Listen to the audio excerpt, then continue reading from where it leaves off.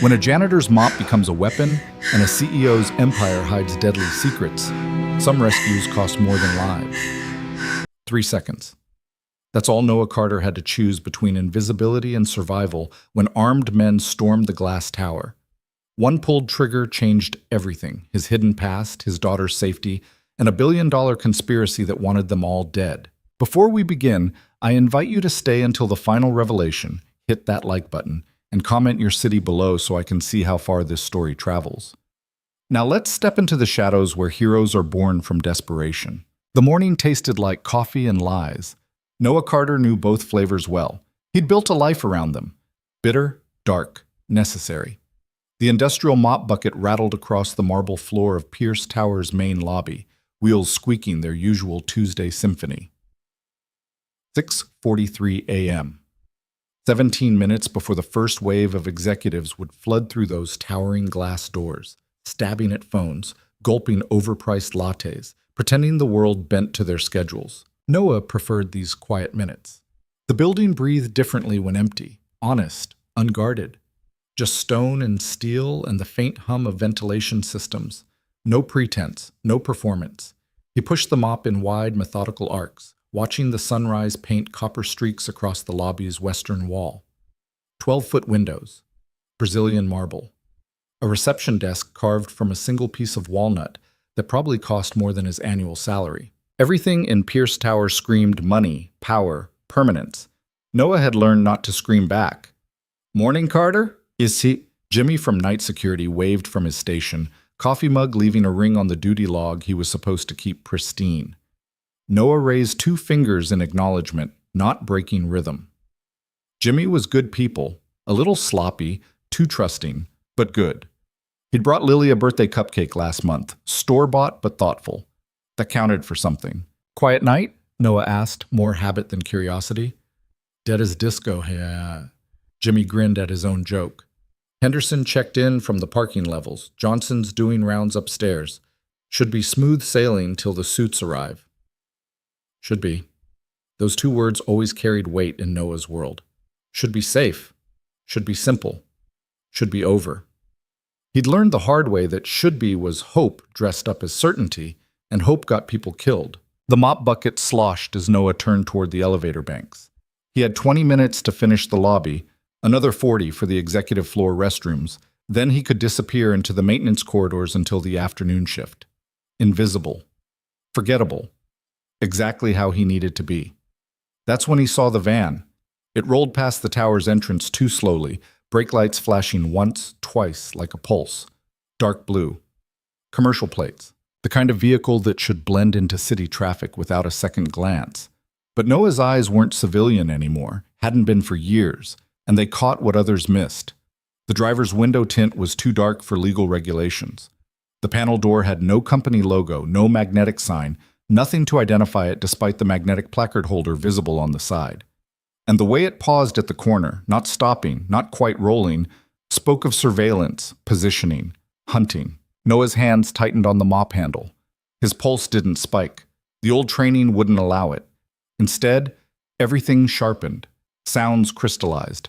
The lobby's ambient noise separated into distinct threads. Ventilation system cycling, Jimmy's radio crackling with static, the distant groan of elevator cables, his own breathing, and footsteps. Expensive heels on marble, quick and confident. Noah didn't turn, but he knew the rhythm. Evelyn Pierce, 6:45 a.m., 15 minutes before her usual arrival. The CEO of Pierce Technologies wasn't supposed to be here yet. "No, Marcus, I don't care what the board thinks." Her voice carried across the lobby, sharp with the kind of authority that came from building empires before 30. "The Meridian acquisition happens this week, or not at all. I'm not interested in their concerns about timing." Noah tracked her in his peripheral vision. Navy suit, crisp white blouse, hair pulled back in a style that meant business. Phone pressed to her ear.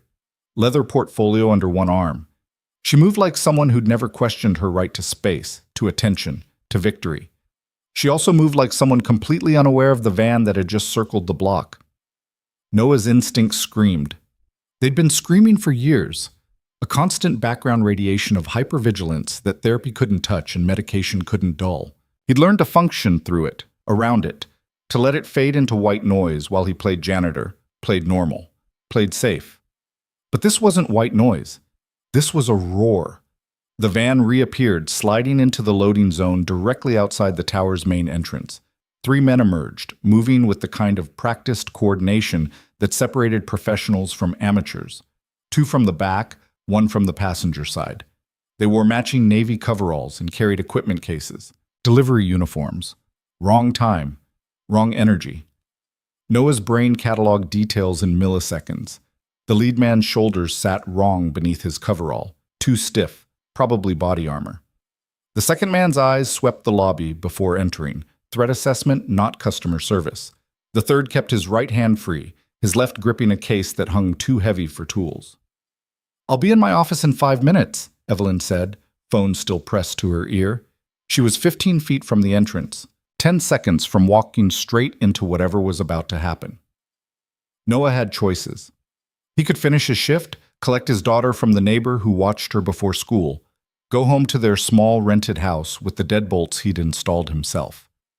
He could stay invisible, stay safe, stay buried in the life he'd built from the ashes of everything he'd lost. Or he could do what every instinct, every scar, every midnight terror insisted he'd trained his whole life to do. The glass doors swung open. "Delivery for Pierce Technologies," the lead man announced, voice flat, professional. His eyes found Evelyn immediately. Not scanning, targeting. Noah moved. He didn't think. Thinking took time, created hesitation, let bad things happen to good people. His body remembered what his mind had tried to forget. A decade of training that turned men into weapons, that made violence into art, that measured life in fractions of seconds. The mop clattered to the marble. "Ma'am!" Noah's voice cracked the lobby's careful silence. Loud, sharp, wrong enough to make Evelyn stop, turn, confusion flickering across her features. "What?" she started. Noah crossed the distance between them in 4 running steps, grabbed her wrist, and pulled her behind the reception desk just as the lead man's hand disappeared into his coverall. Time fractured. The weapon appeared, compact, matte black, suppressor already attached. Subsonic rounds, professional equipment. This wasn't robbery. This was extraction. "Get down!" Noah shoved Evelyn toward the floor, her phone clattering away, her protest lost in the sudden chaos. The first shot made a sound like a stapler. Quiet. Wrong. The walnut desk exploded in a shower of splinters 6 inches from Noah's head. Jimmy's voice cut through the violence. "Holy shit!" The radio clattered, then silence. Noah didn't look. Couldn't afford to. The second man was moving left, trying to flank, while the third circled right. Standard tactical approach. 2 to pin, 1 to grab. They wanted Evelyn alive. That gave Noah exactly one advantage. He came up from behind the desk like a storm breaking. The lead man's weapon tracked toward him, but Noah was already inside the firing line, one hand clamping the gun barrel and forcing it skyward, while his other elbow drove into the man's throat. Cartilage crunched. The man staggered back, gagging, weapon falling. Noah caught the gun before it hit the ground. "Stay down!" he barked at Evelyn, then pivoted toward the second attacker.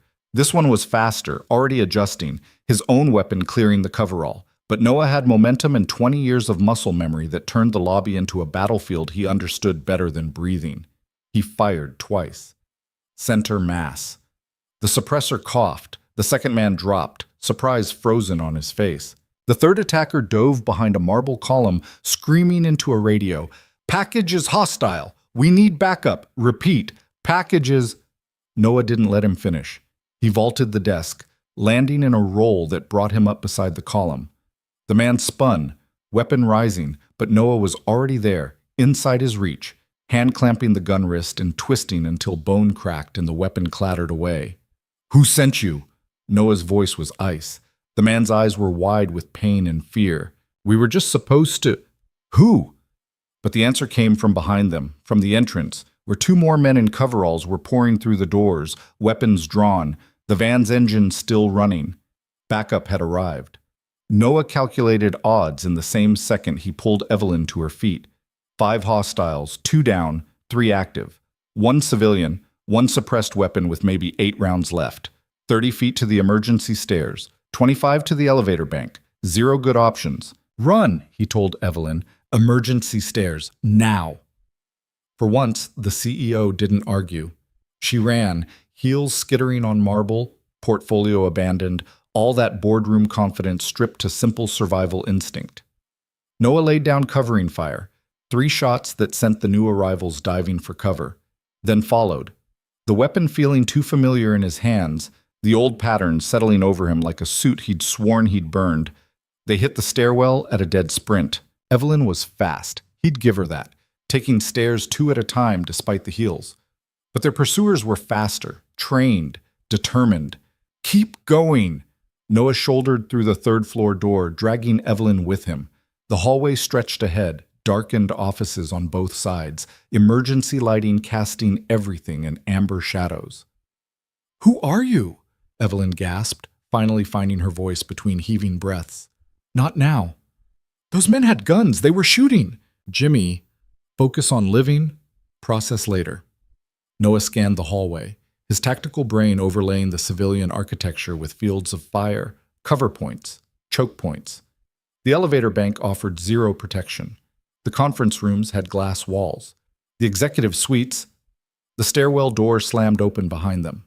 Noah pulled Evelyn into the nearest office, a corner unit with 2 windows and nowhere to hide. He could hear footsteps, professional and careful, splitting up to clear the floor. "They're going to find us," Evelyn whispered. She'd lost the heels somewhere, stood now in stockinged feet, the powerful CEO reduced to a target in her own building. "Yes," Noah admitted, "but not yet." He moved to the window, tested the latch. Locked, but old. The kind that could be forced. 3 floors up. Fire escape maybe 20 feet to the right.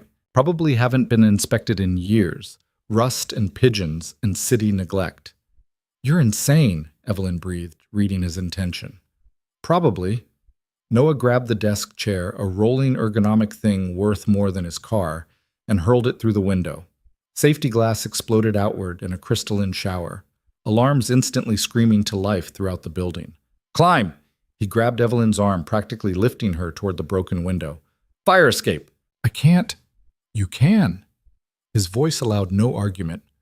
"Unless you want to find out what they plan to do with you." That decided her. Evelyn climbed through the broken window, glass crunching under her hands, the morning air hitting her like a slap. Noah followed, the suppressed weapon still in his hand, his body moving on pure instinct while his brain screamed at how badly this had all gone wrong. The fire escape groaned under their weight, rust flaking away, bolts protesting. Evelyn started down, moving with surprising speed, fear making her brave. Noah covered their descent, weapon trained on the broken window, waiting for the pursuit that would... A head appeared, then shoulders. One of the men, weapon raised. Noah fired first. The suppressor coughed. The man jerked back, disappearing into the office. Noah didn't wait to see if he'd hit anything vital. He went down the fire escape ladder like he'd done it 1,000 times before, muscle memory from training that never quite faded. They hit the alley at a run, Evelyn's stockinged feet hitting concrete and broken glass, her breath coming in sharp gasps. Noah grabbed her hand and pulled her toward the street, toward crowds and witnesses and the kind of chaos that made extraction impossible. "Where are we going?" Evelyn demanded. "Away." They burst onto the sidewalk just as morning rush hour kicked into gear. Commuters flooded the sidewalks, cars gridlocked the intersections, the city grinding to life in its usual chaotic symphony. Noah pulled Evelyn into the flow of bodies, making them invisible through movement, through blending. Behind them, sirens began to wail. The tower's alarms had triggered emergency response. Police would arrive in minutes. The attackers would fade away, professional enough to know when an operation had failed. But they'd be back. Noah knew how these things worked, knew that failed extractions led to new plans, better intel, harder strikes. Whoever wanted Evelyn hadn't invested this much hardware and manpower for a maybe. They'd be back, and next time they wouldn't underestimate her protection. Protection she didn't have. Protection she thought was just a janitor with a mop and a quiet smile. "Stop." Evelyn yanked her hand free, pulling Noah into the doorway of a closed storefront. Her hair had come loose from its careful style. Her suit was torn at one shoulder. Her eyes were wild with adrenaline and shock. "Stop running and tell me who the hell you are." Noah met her gaze. In it, he saw the CEO returning, the woman who built billion-dollar companies, who stared down hostile boards, who didn't accept not knowing. "I'm the janitor," he said quietly. "I clean floors and empty trash cans and try very hard to be forgettable." "Janitors don't move like that. Don't shoot like that." Her voice dropped. "Don't save CEOs from professional hit squads like they've done it every Tuesday. Today's Wednesday. Don't!"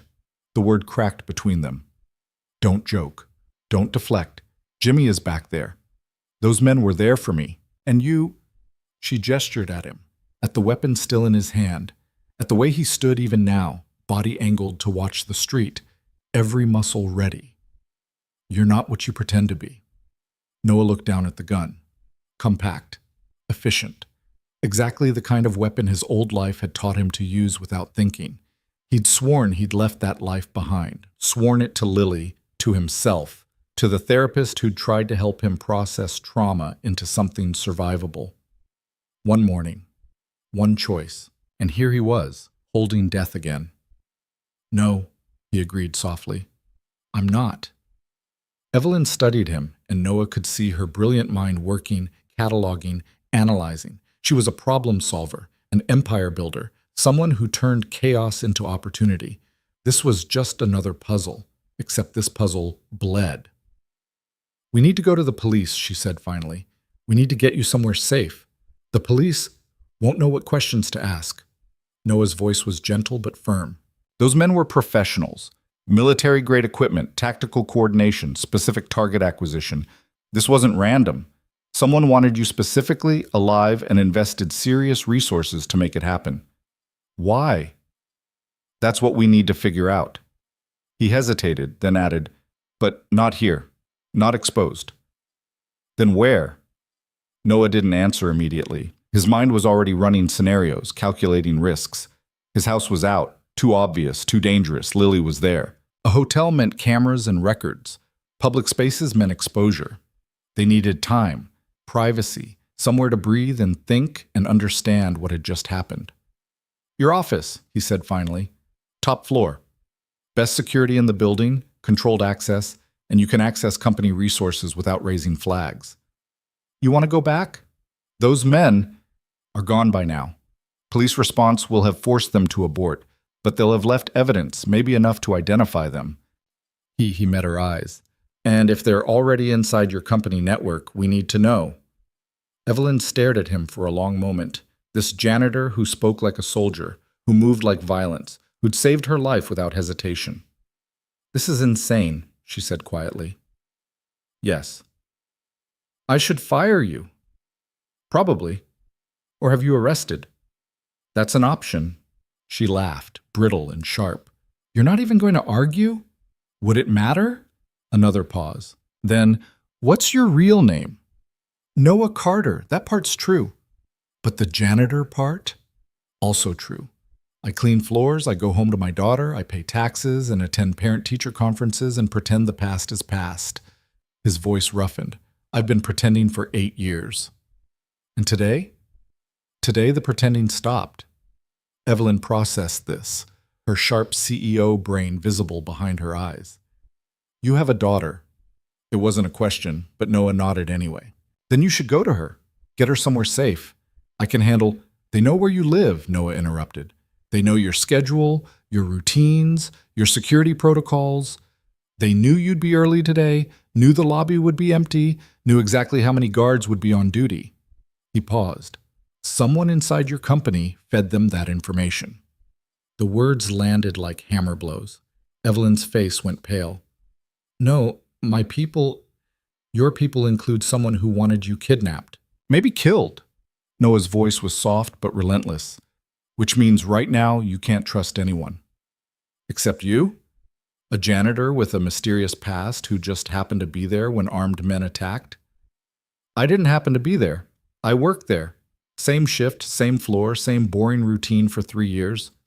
Noah met her eyes. "And if I wanted to hurt you, Ms. Pierce, I've had 1,000 opportunities that didn't involve getting shot at." Evelyn flinched at the logic. She was brilliant enough to see the truth in it, scared enough to hate it.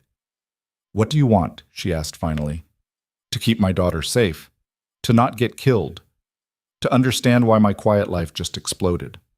He paused. "And to make sure those men don't come back for you." "Why do you care?"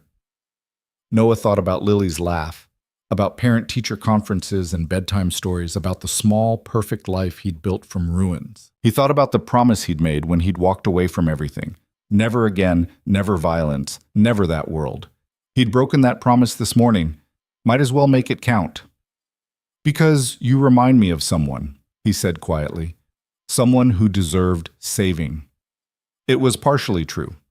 Evelyn had the same fire, the same refusal to bend, the same dangerous courage. But that wasn't why he'd moved. He'd moved because Lily was watching. Not literally, but always. In every choice, every decision. What kind of man did she need him to be? Not the one who let people die when he could stop it. "Okay." Evelyn's voice was barely audible. "Okay. We go back. We figure this out." She straightened, smoothing her torn suit, finding her CEO mask even disheveled and terrified. "But then you tell me everything, every truth you've been hiding." "Deal." They made their way back through the building chaos. Police cars, fire trucks, evacuating employees. Noah ditched the weapon in a storm drain 2 blocks away, wiped his prints, tried to become invisible again. They entered through the parking garage, bypassed the main lobby where crime scene techs were already working, rode the executive elevator in tense silence. The top floor was quiet, untouched. Evelyn's corner office sprawled behind floor-to-ceiling glass, a monument to success and ambition. She moved immediately to her computer, fingers flying across the keyboard. Noah stood by the window watching the street below, looking for patterns, threats. The van that had started everything. "Security footage from this morning," Evelyn said, pulling up multiple screens. "Main lobby, parking levels, entrances." She stopped, swore. "It's gone. All of it. Erased." "How long?" "Last 12 hours.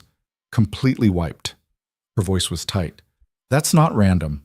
Someone with system access did this." Noah nodded. "Your insider, covering tracks." "But why? Why target me? Pierce Technologies is successful, but we're not—" She stopped. "Oh my God. What?" "The Meridian acquisition. We're days away from finalizing a deal to acquire Meridian Defense Solutions. $30 billion, military contracts, classified technology." Her eyes widened. "If someone wanted to stop that deal, kidnapping the CEO would work." Noah's tactical brain started connecting pieces. "Who benefits if it fails? Competitors, foreign interests, half a dozen governments." Evelyn pulled up financial records, her brilliant mind already working the puzzle. "But you'd need inside information, access to my schedule, security protocols, company networks." "Who has that level of clearance?" "Executive team, senior security staff, IT administration." She looked up. "Maybe a dozen people. Start there. Financial irregularities, unexplained absences, anything unusual." Evelyn worked in silence for several minutes, Noah keeping watch, his body still thrumming with adrenaline that had nowhere to go. The old patterns felt too comfortable, too right, like putting on a suit that fit perfectly because it had been tailored from scars. "Noah." Evelyn's voice was strange. "Your file." He turned. "What about it?" "It's minimal. Employment application, background check, tax forms. But the background check—" She frowned at her screen. "It's flagged. Someone requested additional verification 4 days ago." Cold spread through Noah's chest. "Who?" "Marcus Webb, head of security." The name meant nothing, should mean nothing, but Noah's instincts screamed otherwise.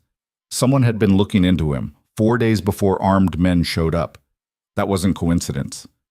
"Pull his file," Noah said quietly. Evelyn's fingers flew, then stopped. "He's not answering his phone. Hasn't checked in since the attack." She looked up, fear stark in her eyes.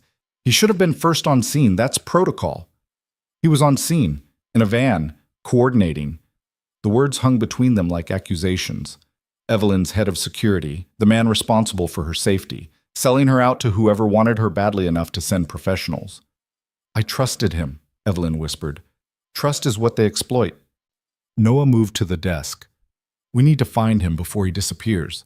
Bank records, property holdings, anything that... His phone rang. Noah stared at it. The number was blocked. No one called this phone except Lily's school and his neighbor, Mrs. Chen.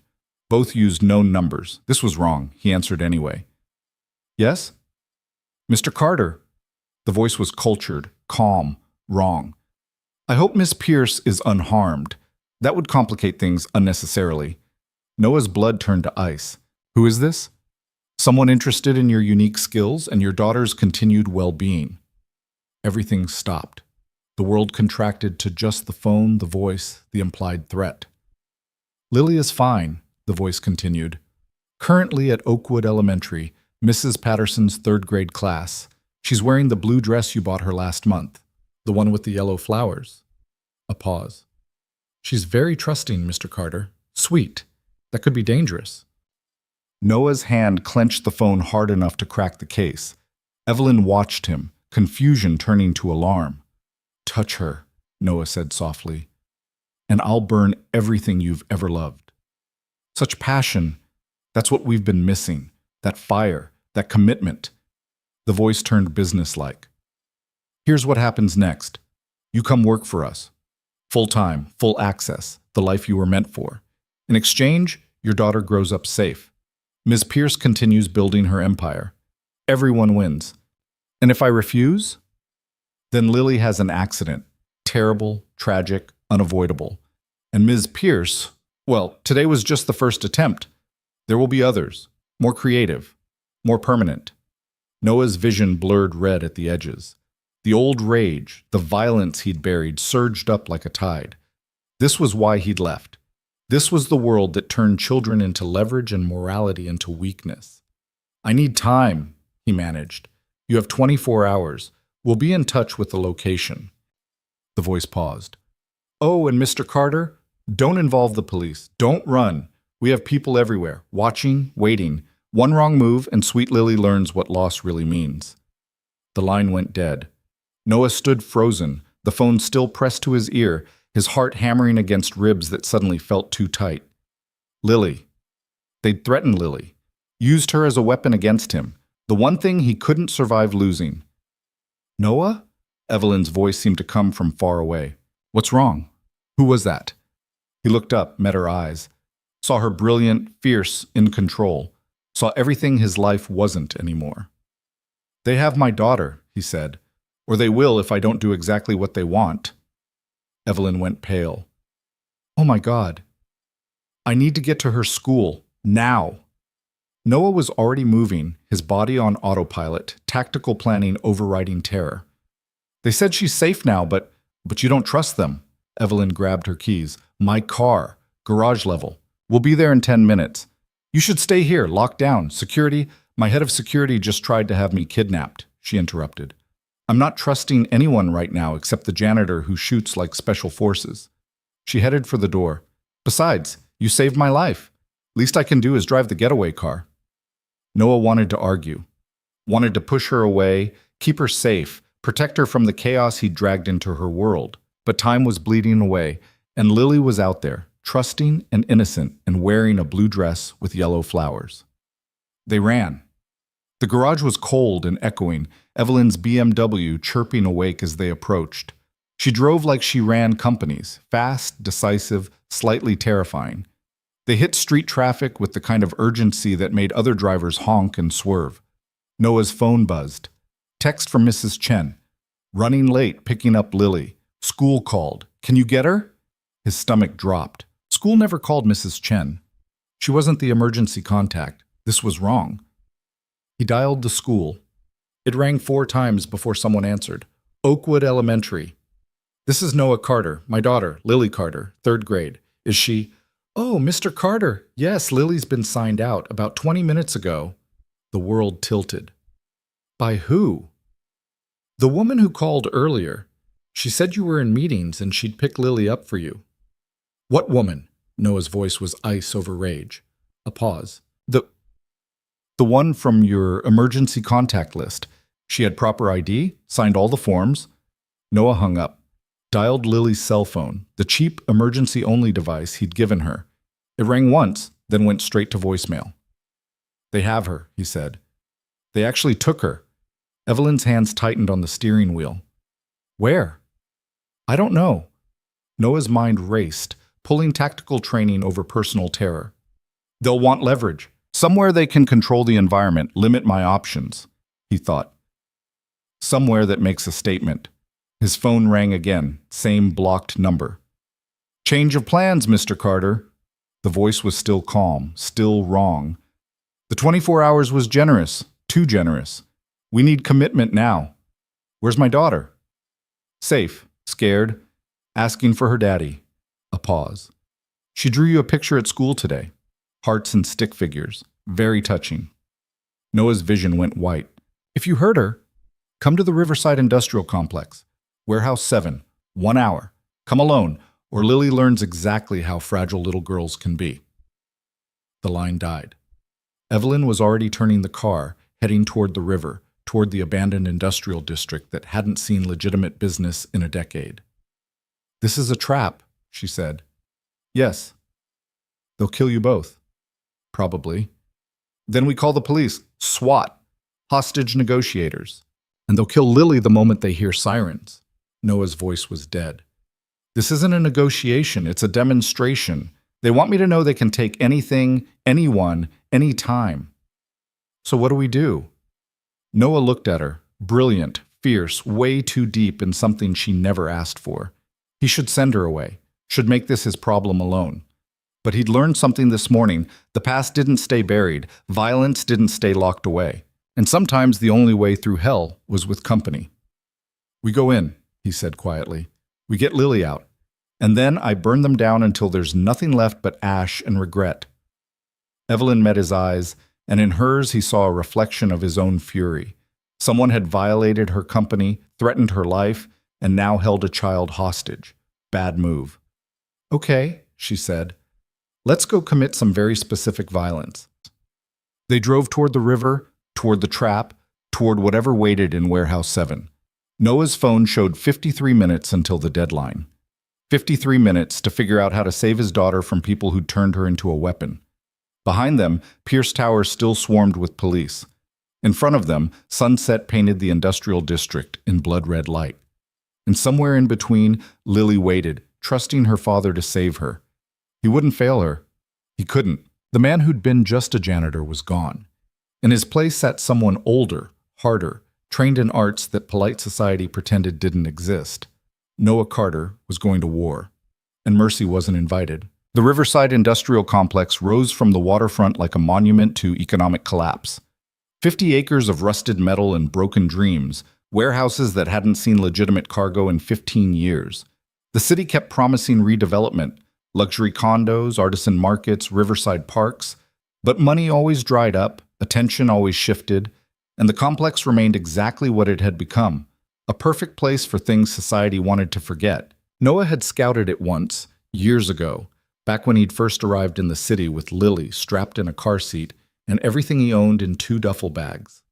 He'd mapped escape routes, identified choke points, cataloged sightlines, old habits from a life he'd been trying to bury. Turned out burial was temporary. Evelyn pulled the BMW into an access road half a mile from the main complex, gravel crunching under expensive tires. The sun was bleeding into the horizon, painting everything in shades of amber and rust. Long shadows stretched across broken pavement like reaching fingers. "We're early," Evelyn said, checking the dash clock. 42 minutes. Noah was already out of the car, moving to the trunk. "Need to recon the site. Understand the layout, identify their positions, find where they're holding Lily." "In 42 minutes? In 20. We'll need the rest for approach and insertion." He looked at her. "You should wait here. Lock the doors. If I'm not back in 90 minutes, I'm coming with you. This isn't negotiable." "Neither am I." Evelyn climbed out, smoothing her torn suit with hands that only trembled slightly. "They came after me first, remember? Used my company, my security chief, my resources. This is my fight too." "Your fight doesn't include a hostage daughter." "No, it includes armed professionals who've already tried to kill me once today." Her voice was steel wrapped in silk. "I'm not sitting in a car while you play hero. I'm also not letting a child die because of my company's security failures. Noah studied her. The CEO mask was back, but underneath he could see the fear, the fury, the desperate need to do something instead of just surviving. He recognized it because he felt it too. The terrible powerlessness of being a target, of having control stripped away by people who dealt in violence and leverage. You do exactly what I say, he said finally. No arguments, no hesitation. I tell you to run, you run. I tell you to hide, you hide. And if you tell me to leave you, then you leave me. His voice was flat. Lily comes first. Everything else is negotiable. Evelyn nodded once, sharp and certain. Okay, what do we need? Noah popped the trunk, hoping for something useful. What he found was a first aid kit, emergency flares, a tire iron, and a gym bag containing workout clothes and running shoes. Better than nothing, he muttered, grabbing the flares and tire iron. Change your shoes, those heels will get you killed. While Evelyn swapped into running shoes, Noah's mind was already working the problem. Warehouse 7. They'd chosen the location deliberately. Isolated, controllable, far enough from civilization that gunfire wouldn't draw immediate attention. But isolation cut both ways. Fewer escape routes for them, less backup. If Noah could identify their numbers, positions, and capabilities, he might be able to turn their trap into his advantage. Might. Tell me about Marcus Webb, Noah said as they started moving toward the complex, staying low, using abandoned equipment for cover. How long has he worked for you? 4 years, came highly recommended, former military, impeccable credentials. Evelyn's voice was tight with betrayal. I trusted him with everything. Company security, personal protection, threat assessment. Family? Known associates? Divorced. No kids. Kept to himself mostly. She paused. Why? Because people don't betray billion-dollar positions for money alone. There's ideology, blackmail, or something personal driving this. Noah scanned the approaching warehouse district. Understanding his motivation helps predict his moves. They reached the outer fence, 12 feet of chain link topped with rusted barbed wire. Noah found a section where time and weather had done half the work, peeled it back enough to slip through. The metal scraped his jacket, a sound too loud in the evening quiet. Inside the complex, the world felt abandoned. Weeds pushed through cracked concrete. Graffiti covered every vertical surface in layers of competing tags. A shopping cart lay on its side, filled with rain and old newspapers. The air smelled of rust, river water, and decay. Warehouse 7 sat in the center of the complex, larger than its neighbors, its loading bays dark and empty. But Noah's trained eyes caught details others would miss: fresh tire tracks in the dust, cigarette butts that hadn't weathered, a side door propped open just an inch. Someone was home. Stay behind me, Noah whispered. Watch our 6. If you see movement, tap my shoulder twice. Don't speak. They moved like ghosts through the industrial graveyard, Noah's body settling into old patterns of tactical approach. Low profile. Minimal exposure. Every sense extended. He could feel Evelyn behind him, breathing too fast but staying quiet, trusting him to lead them through territory that should have been foreign to a janitor. The warehouse's exterior was concrete and corrugated metal, windows long since broken or boarded over. Noah circled it slowly, building a mental map. 2 main entrances, front and rear loading bays, side access door. Emergency exits probably chained. Second floor office section with external stairs. And voices. Noah froze, hand raised to stop Evelyn. Male voices, casual, echoing from inside. He couldn't make out words, but the tone spoke of boredom, waiting, men standing guard who'd rather be anywhere else. How many? Position? Armament? He edged closer to a broken window, risking a look. The warehouse interior was vast and mostly empty, the kind of space that had once held shipping containers and forklifts and legitimate commerce. Now it held shadows, rusted equipment, and 4 men in tactical gear standing around a folding table covered with weapons and equipment. Noah's heart sank.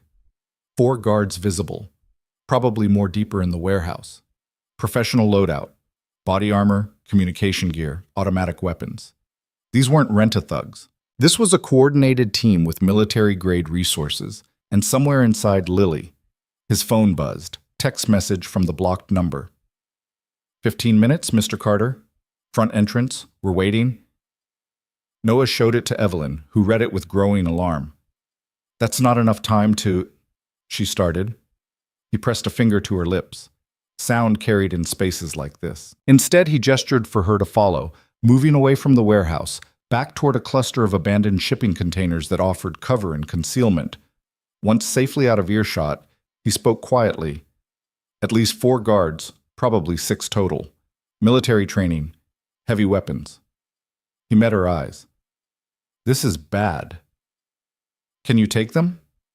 Maybe, if I had proper equipment, backup, and element of surprise. Noah's jaw tightened. What I have is a tire iron and 14 minutes. So what's the plan? Noah closed his eyes, thinking. Every tactical scenario he'd ever trained for played out in rapid succession. Hostage rescue, hostile environment, overwhelming force. The odds were terrible, the variables too many, the chances of everyone surviving somewhere between slim and delusional, but Lily was in there, trusting her father to save her. He opened his eyes. I go in the front, exactly as they demanded. Create a distraction, draw their attention and resources to me. That's not a plan. That's suicide. It's both. He grabbed her shoulders gently. While they're focused on me, you find another way in. Locate Lily. Get her out. I'm not a soldier, Noah. I run a tech company. I barely passed my college gym requirement. You're brilliant, resourceful, and more capable than you think. His voice was intense. I've watched you for 3 years. You don't quit. Don't back down. Don't accept losing. He paused. Today, you apply that to saving a child instead of closing deals. Evelyn stared at him, fear and determination warring in her eyes. What if I can't find her? You will. What if they catch me? They won't. What if... Evelyn. He squeezed her shoulders. I need you to do this. Lily needs you to do this. There's no backup plan, no cavalry coming. It's us or nothing. She took a shaky breath, then nodded. Okay, walk me through it. Noah quickly sketched the warehouse layout in the dust. 4 guards here, probably 2 more watching the hostage. I go in, they'll bring me to whoever's running this operation, probably Webb. That pulls guards from perimeter duty. He marked an X. Side door, southeast corner. Should be unwatched once I'm inside. You wait for my signal, gunfire, shouting. Anything that means I've engaged, then you move. How will I know where Lily is? Old warehouse like this? They'll keep her in the office section. 2nd floor, overlooking the main floor so they can monitor both the hostage and my arrival. He drew it out. External stairs here. Window access here and here. Find her, get her down, out the side door. Run for the car. And you? Noah smiled without humor. I'll be too busy getting shot at to worry about escape routes. That's not funny. Wasn't meant to be. He handed her his phone. You get Lily safe, you call 911. Tell them shots fired, hostage situation, officer needs assistance. That brings everyone. What about you? I'll handle my exit. He checked his watch. 8 minutes. You need to get in position.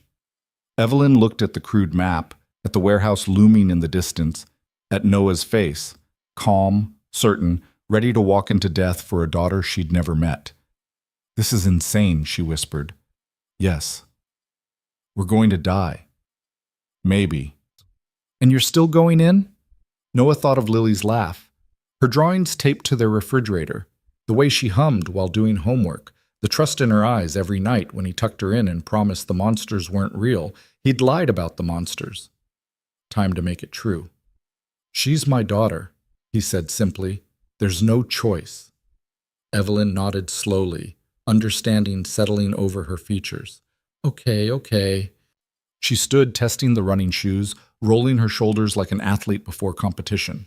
Side door, wait for engagement, 2nd floor, get Lily out. And Evelyn? She looked back. Thank you for driving the getaway car. She managed a small smile. Thank you for making today the most terrifying job performance of my life. The smile faded. Don't die in there, Noah. I have questions, and you promised answers. I'll do my best. They separated. Evelyn moving toward the southeast perimeter, Noah heading for the front entrance. The sun had fully set now, darkness spreading like spilled ink, security lights flickering to life around the complex. Noah walked openly, no longer trying for stealth. They were watching. They knew he was coming. Might as well own it. The front entrance of Warehouse 7 was a massive rolling door, partially raised, spilling yellow light across cracked pavement. Noah walked toward it like a man approaching his own execution, calm, measured, hands visible and empty. "Mr. Carter." The voice came from inside, amplified slightly. "Right on time? We appreciate punctuality." Noah ducked under the door, stepping into the warehouse proper. It was worse than he'd feared. The interior had been set up as a kill box, cleared of cover, lights positioned to blind anyone entering, at least 6 men in tactical positions, weapons trained. In the center of the space sat a single folding chair, obviously meant for him. And on the second-floor catwalk, backlit by office lights, stood Marcus Webb. Noah had seen his personnel photo. Bland, professional, forgettable. In person, Webb was compact, efficient, with the kind of controlled movement that spoke of special forces training. He smiled down at Noah like a professor greeting a particularly interesting student. "Welcome back to the life, Carter. It's been what, 8 years?" Noah said nothing, scanning the room with peripheral vision. 6 guards visible. 2 more probably with Lily. Webb on the catwalk, 9 hostiles, terrible odds. But Evelyn was moving into position. He needed to buy time. "Where's my daughter?" Noah's voice echoed in the vast space. "Safe, scared, asking very politely if she can go home." Webb descended the metal stairs, each footfall ringing. "She's well-mannered. You've raised her right. Let her go. This is between us." "Us?" Webb reached the ground floor, staying carefully outside Noah's immediate reach. "There is no us, Carter. There's the organization I represent and the asset they want returned." He gestured at Noah. "You. I'm not an asset. I'm a janitor. You're Samuel Cross, or you were, top-tier operator, black operations specialist. The man they sent when failure wasn't acceptable." Webb circled slowly, making Noah turn to track him. 47 confirmed missions. 0 failures. You were the best they had. Samuel Cross. Noah hadn't heard that name in 8 years, had hoped he'd never hear it again. "Cross died," Noah said flatly. "New life, new name, new purpose. Life doesn't work that way. You know that. The skills don't fade. The instincts don't quiet." Webb gestured at the lobby firefight. "This morning proved it. 1 threat, and you reverted instantly. Muscle memory stronger than morality." "I protected someone. That's not reverting." "You killed 3 men without hesitation. That's exactly reverting." Webb stopped circling. "Face it, Carter, you're not built for normal. The quiet life is just pretending. Sooner or later, violence finds you because violence is what you are." Noah's hands clenched. The words hit too close to the fears he carried every night, the terror that Lily was being raised by a monster playing father. "What do you want?" he asked. "The organization wants you back. Full reinstatement. Your choice of assignments, premium compensation, the whole package." Webb smiled. "In exchange, Lily grows up safe, protected. The best schools, full security, a trust fund that makes her future golden. And if I refuse, then you watch her die, slowly, painfully, while we make sure you understand the cost of wasting your potential." Webb's voice went cold. "You're too valuable to kill, Carter, but she's not. She's just leverage that stops being useful the moment you agree." Rage flooded Noah's veins, hot and familiar. This was the world he'd fled, the casual cruelty, the reduction of human lives to bargaining chips, the absolute certainty that power justified any action. He'd forgotten how much he hated it. "I want to see her first," Noah said. "Proof of life." Webb considered, then nodded. "Reasonable." He raised his voice. "Bring the girl." Movement on the catwalk. On. A door opened, and 2 guards emerged, flanking a small figure in a blue dress with yellow flowers. Noah's heart shattered and rebuilt itself in the same instant. Lily looked terrified but unharmed, her eyes red from crying but her shoulders straight. She saw him and started forward, but the guards held her back. "Daddy?" Her voice cracked across the warehouse. "I'm here, baby." Noah's voice was surprisingly steady. "Everything's going to be okay. They said you'd come. I knew you would." She sniffled. "I'm not scared. Not really." She was lying. Noah could see the tremor in her hands, the way she kept glancing at the guards. But she was brave, his daughter. Braver than any 8-year-old should have to be. "That's my girl," he said softly. Webb gestured, and the guards pulled Lily back into the office, the door closing behind them. "Satisfied?" Webb asked. "Not even slightly." "Understandable. But now you know she's alive, unharmed, waiting for Daddy to make the right choice." Webb pulled out a tablet. "Contract's already drafted. Sign, and this ends peacefully. Refuse." He shrugged. Noah looked at the tablet, at Webb, at the 6 guards positioned to cut him down if he moved wrong. His mind raced through scenarios, tactics, possibilities. Every option ended in blood. He needed more time, needed Evelyn to get into position, find Lily, create an opening. "Who are you working for?" Noah asked. "Organization is vague. I want names." "Does it matter?" "I've made a career of mattering. Humor me." Webb smiled. "Meridian Defense Solutions. The company Ms. Pierce is trying to acquire." He saw Noah's expression. "Surprised? You shouldn't be. $30 billion creates powerful incentives. If the acquisition fails, Meridian remains independent. More importantly, it keeps certain classified projects out of civilian oversight. So you kidnap a CEO and threaten a child? We provide solutions to complex problems. Ms. Pierce was meant to be leverage. Hold her until the deal collapsed, then release her unharmed. Clean, professional." Webb's voice hardened. "But you complicated things. Killed our people, helped her escape, forced us to escalate. By taking my daughter. By reclaiming an asset and acquiring compliance." Webb checked his watch. "We're running out of patience, Carter. Sign the contract or watch Lily suffer." Noah's mind was still racing. Meridian Defense Solutions, military contracts, classified projects, Webb's professional team. This wasn't random crime. This was corporate warfare with military precision. And somewhere in the darkness, Evelyn was moving. He needed to keep Webb talking, keep attention focused forward. "I want new terms," Noah said. "Full immunity for Lily, legal protection, guardian appointed outside your influence. Not negotiable." "Then neither am I." Webb's smile faded. "You're betting your daughter's life on principle?" "I'm betting it on you needing me alive and functional. Dead operators aren't useful. Traumatized ones are worse." Noah's voice was ice. "You kill her, you lose me. I'll eat a bullet before I sign anything." Silence stretched between them, taut as wire. Finally, Webb nodded slowly. "Revised terms. Legal protections for the child. Independent oversight. But you sign tonight and you start immediately. Define immediately. You leave with us. Tonight. Lily goes to a secure facility, comfortable, safe, but isolated. Once you complete 3 months of probationary assignments, she's released to the guardian of your choice. 3 months of her thinking I abandoned her. 3 months of her being alive." Webb's voice was flat. "That's the offer. Take it or watch her die." Noah's hands clenched. Every instinct screamed trap. They'd never honor this deal. The moment he signed, Lily became permanent leverage. 3 months would become 6, then 12, then forever. He'd be trapped in the life he'd fled, his daughter held hostage to ensure compliance. But buying time with lies might give Evelyn the opening she needed. "Show me the revised contract," Noah said. Webb smiled, pulling up a document on the tablet. Smart choice.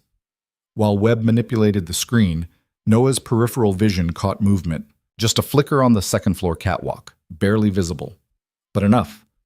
Evelyn was inside. Noah needed to create chaos. Needed every eye on him when she made her move. He reached for the tablet, then drove his fist into Webb's throat. The universe exploded into violence. Webb staggered back, gagging, and Noah was already moving. The nearest guard's weapon came up, but Noah closed the distance before he could fire, grabbing the barrel and twisting while driving his knee into the man's groin. The guard dropped, and Noah had the rifle, was spinning, firing 3-round bursts that sent the other guards diving for cover. "Carter!" Webb's voice was strangled fury.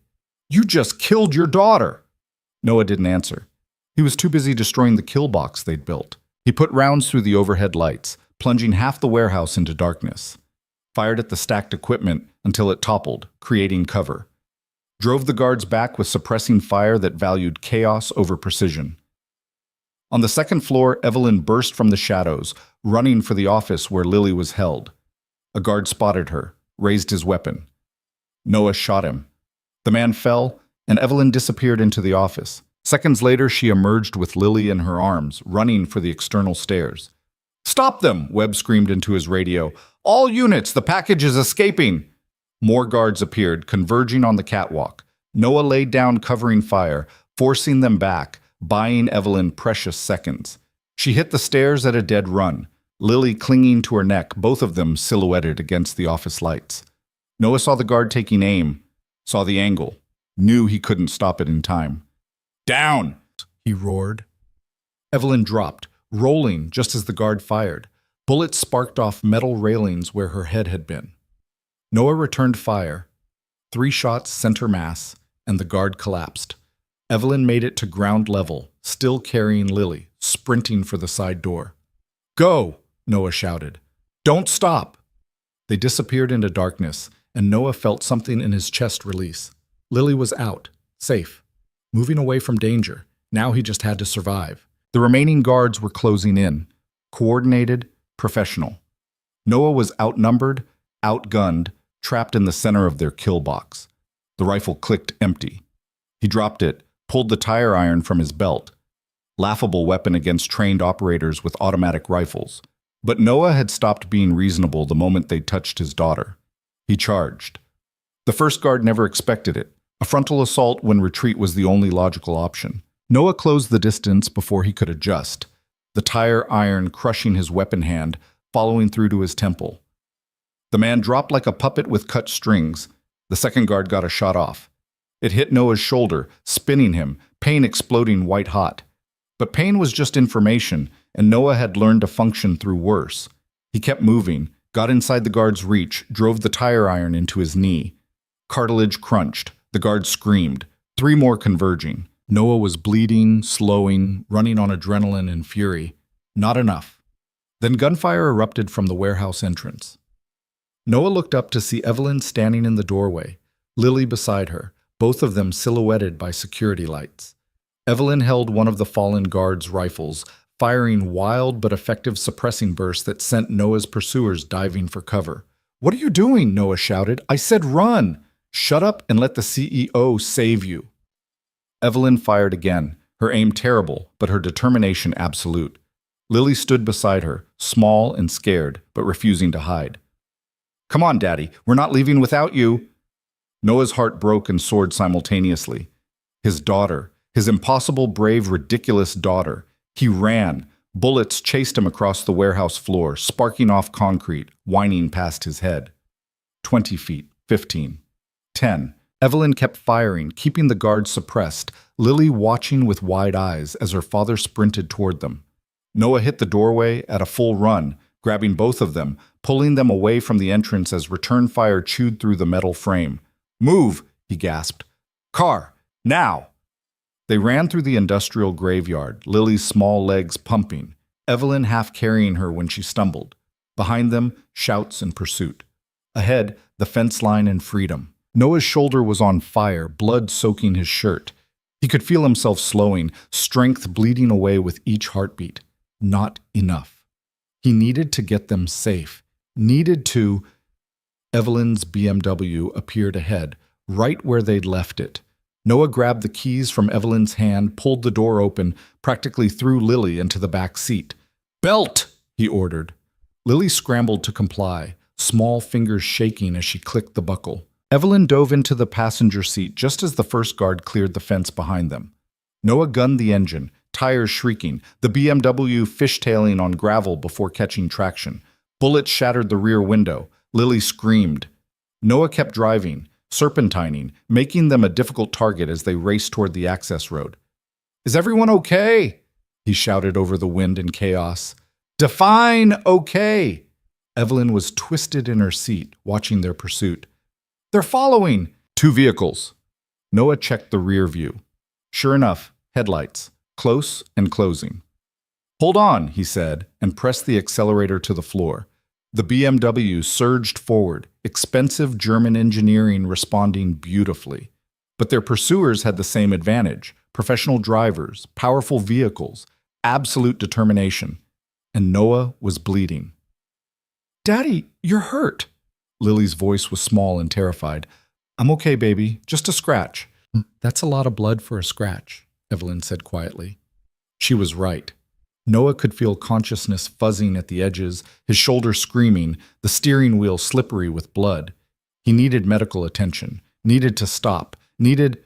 The access road intersected with a main highway ahead. Traffic. Witnesses. Safety in numbers. Noah aimed for it like salvation. They hit the highway at 70 miles per hour, merging into evening traffic, horns blaring. Behind them, the pursuit vehicles hesitated. Too many witnesses. Too much exposure. They fell back, disappearing into side streets. For now. Noah drove for another 10 minutes, putting distance and confusion between them and Warehouse 7, before finally pulling into a hospital emergency room parking lot. "We made it," Evelyn breathed. "We actually made it." Noah killed the engine, then slumped forward, the adrenaline finally crashing, leaving only exhaustion and pain. Small arms wrapped around him from behind. Lily, climbing over the seat, hugging him fiercely. "You came," she whispered into his neck. "I knew you would. I wasn't scared." Noah turned carefully, ignoring his screaming shoulder, and pulled his daughter close. "Of course I came, baby. Always. Forever." His voice cracked. "I'm so sorry you were scared." "It's okay." Lily pulled back, her eyes serious. "You taught me to be brave, so I was." Evelyn watched them, something complicated crossing her face. Then she opened her door. "I'll get help. You two stay here." She disappeared into the emergency room, returning minutes later with nurses and a wheelchair.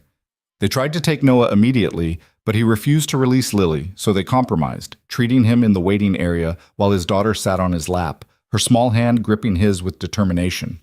The bullet had passed through muscle, missing bone, and major vessels. Lucky. Painful, but survivable. They cleaned, stitched, bandaged, gave him antibiotics and pain medication he'd probably never take. Through it all, Evelyn made phone calls. Police, lawyers, corporate security she actually trusted, building a wall of protection around them while Noah held Lily and tried to process that they'd actually survived. Finally, a detective arrived. Young, sharp-eyed, with the kind of steady competence that spoke of someone who'd seen too much. "Mr. Carter? I'm Detective Sarah Mills. I understand you have quite a story to tell." Noah looked at Evelyn, at Lily, at the hospital waiting room full of normal people with normal problems. Then he started talking. He told Mills everything: the lobby attack, the kidnapping, Warehouse 7, Webb, Meridian Defense Solutions. Left out only his real name, his real past. Some secrets were still worth keeping. Mills listened, recording everything, her expression never changing. When he finished, she was quiet for a long moment. "That's quite a day," she said finally. "You could say that." "You're going to need protection. Witness security. These people won't stop." "I know." Noah's arm tightened around Lily. "But we're not running. Not anymore." Mills nodded slowly. "Okay. I'll need statements from all of you. Ms. Pierce, your company's cooperation with the investigation. And Mr. Carter," she paused, "whatever you were before you became a janitor. I don't care. You saved lives today. That counts." Noah met her eyes and saw understanding there. She knew he was hiding something, didn't care enough to dig. "Thank you," he said quietly. Mills left to coordinate with patrol units, and Evelyn returned from another phone call. "Corporate lawyers are already filing injunctions against Meridian. FBI is launching an investigation into the attempted kidnapping. By morning, this will be national news." She sat heavily in a plastic chair. "Your quiet life just became very loud." Noah knew she was right. The moment he'd moved in that lobby, he'd shattered 8 years of careful invisibility. There would be questions, background checks, people looking into Noah Carter's past and finding nothing before 8 years ago. Eventually, someone would dig deep enough to find Samuel Cross. But that was tomorrow's problem. "Thank you," he told Evelyn, "for driving the getaway car, for refusing to stay safe, for helping save my daughter. Evelyn smiled tiredly. Thank you for making my acquisition strategy seem boring by comparison. The smile faded. Those men who attacked me, they would have succeeded without you. Maybe. Definitely. She looked at him seriously. I owe you my life, Noah. That's not a debt I take lightly. Then we're even. You helped save Lily. Actually, she helped save you. That girl has excellent taste in dramatic rescues. Evelyn glanced at Lily, who had finally fallen asleep in Noah's arms, exhausted by terror and relief. She's remarkable. She's everything. They sat in silence for a while. Two people who'd started the day as CEO and janitor ended it as something else entirely. Partners, allies, people who'd seen each other at their worst and best. What happens now? Evelyn asked. Noah looked down at his sleeping daughter, thought about the life he'd built, the quiet house, the normal routines, all of it gone now, burned away by violence and exposure. But Lily was safe. That's all that mattered. Now we figure out how to live when the monsters are real, he said quietly, and we make sure they never touch her again. Evelyn nodded. I can help with that. Resources, legal protection, whatever you need. Why? Because you saved my life without hesitation. Because Lily deserves a childhood. Because Marcus Webb and Meridian Defense Solutions just made this very personal. Her voice hardened. They came into my company, used my people, threatened everything I've built. That was a mistake. Noah studied her. Brilliant, fierce, no longer just a target, but an ally with the resources to fight back. This won't be clean, he warned. They'll come again, harder, with everything they have. Good. Evelyn's smile was sharp enough to draw blood. I've always performed better under pressure. The safe house smelled like new carpet and fear. Detective Mills had arranged it through channels Noah suspected weren't entirely official. A fourth-floor apartment in a building designed for witness protection, all reinforced doors and panic buttons hidden under innocent-looking furniture. Lily sat on the couch, drawing pictures, while two plainclothes officers stood guard outside, and Noah paced the windows like a caged animal. 3 days had passed since Warehouse 7. 3 days of statements and debriefings and watching news anchors turn their survival into entertainment. 3 days of Lily waking up screaming, of Noah checking locks obsessively, of Evelyn building legal fortresses around them while Meridian Defense Solutions quietly liquidated assets and prepared for war. The quiet felt wrong, like the breath before a storm. Noah's phone buzzed. Evelyn's name lit the screen. Talk to me, he answered. FBI just executed search warrants on Meridian's headquarters, found evidence of illegal weapons sales, classified material theft, and a very interesting server farm full of surveillance data. Her voice carried grim satisfaction. They've been monitoring high-value targets for months. Politicians, military contractors, CEOs. I was just the one stupid enough to threaten their profit margins. Webb? Ghost. Disappeared the night of the warehouse. Passport flagged at every border, but he's trained for this. She paused. Noah, the surveillance data included you. Photos of your house. Lily's school. Time-stamped logs of your daily routine going back 6 months. Ice flooded Noah's veins. 6 months? Someone's been watching you long before I became a target. This wasn't opportunistic. They knew exactly who you were. Samuel Cross. They'd found him despite 8 years of careful burial, despite new names and quiet lives, and all the distance he'd put between himself and the man he'd been. The past had finally caught up. How? Noah asked quietly. Facial recognition, probably. Your old agency files must have leaked, ended up in the wrong databases. Someone ran a search, got a hit, started building a profile. Evelyn's voice softened. I'm sorry, Noah. I know you wanted to stay buried. Wanting doesn't matter anymore. He watched Lily draw, her small hand moving crayon across paper with complete focus.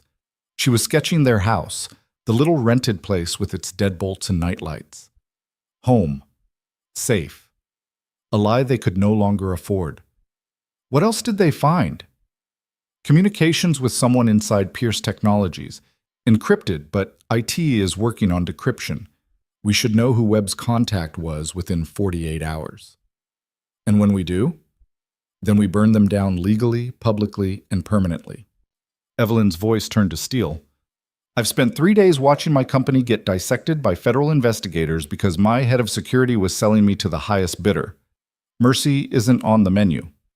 Noah understood that fury. The violation of trust, the betrayal by people who were supposed to protect.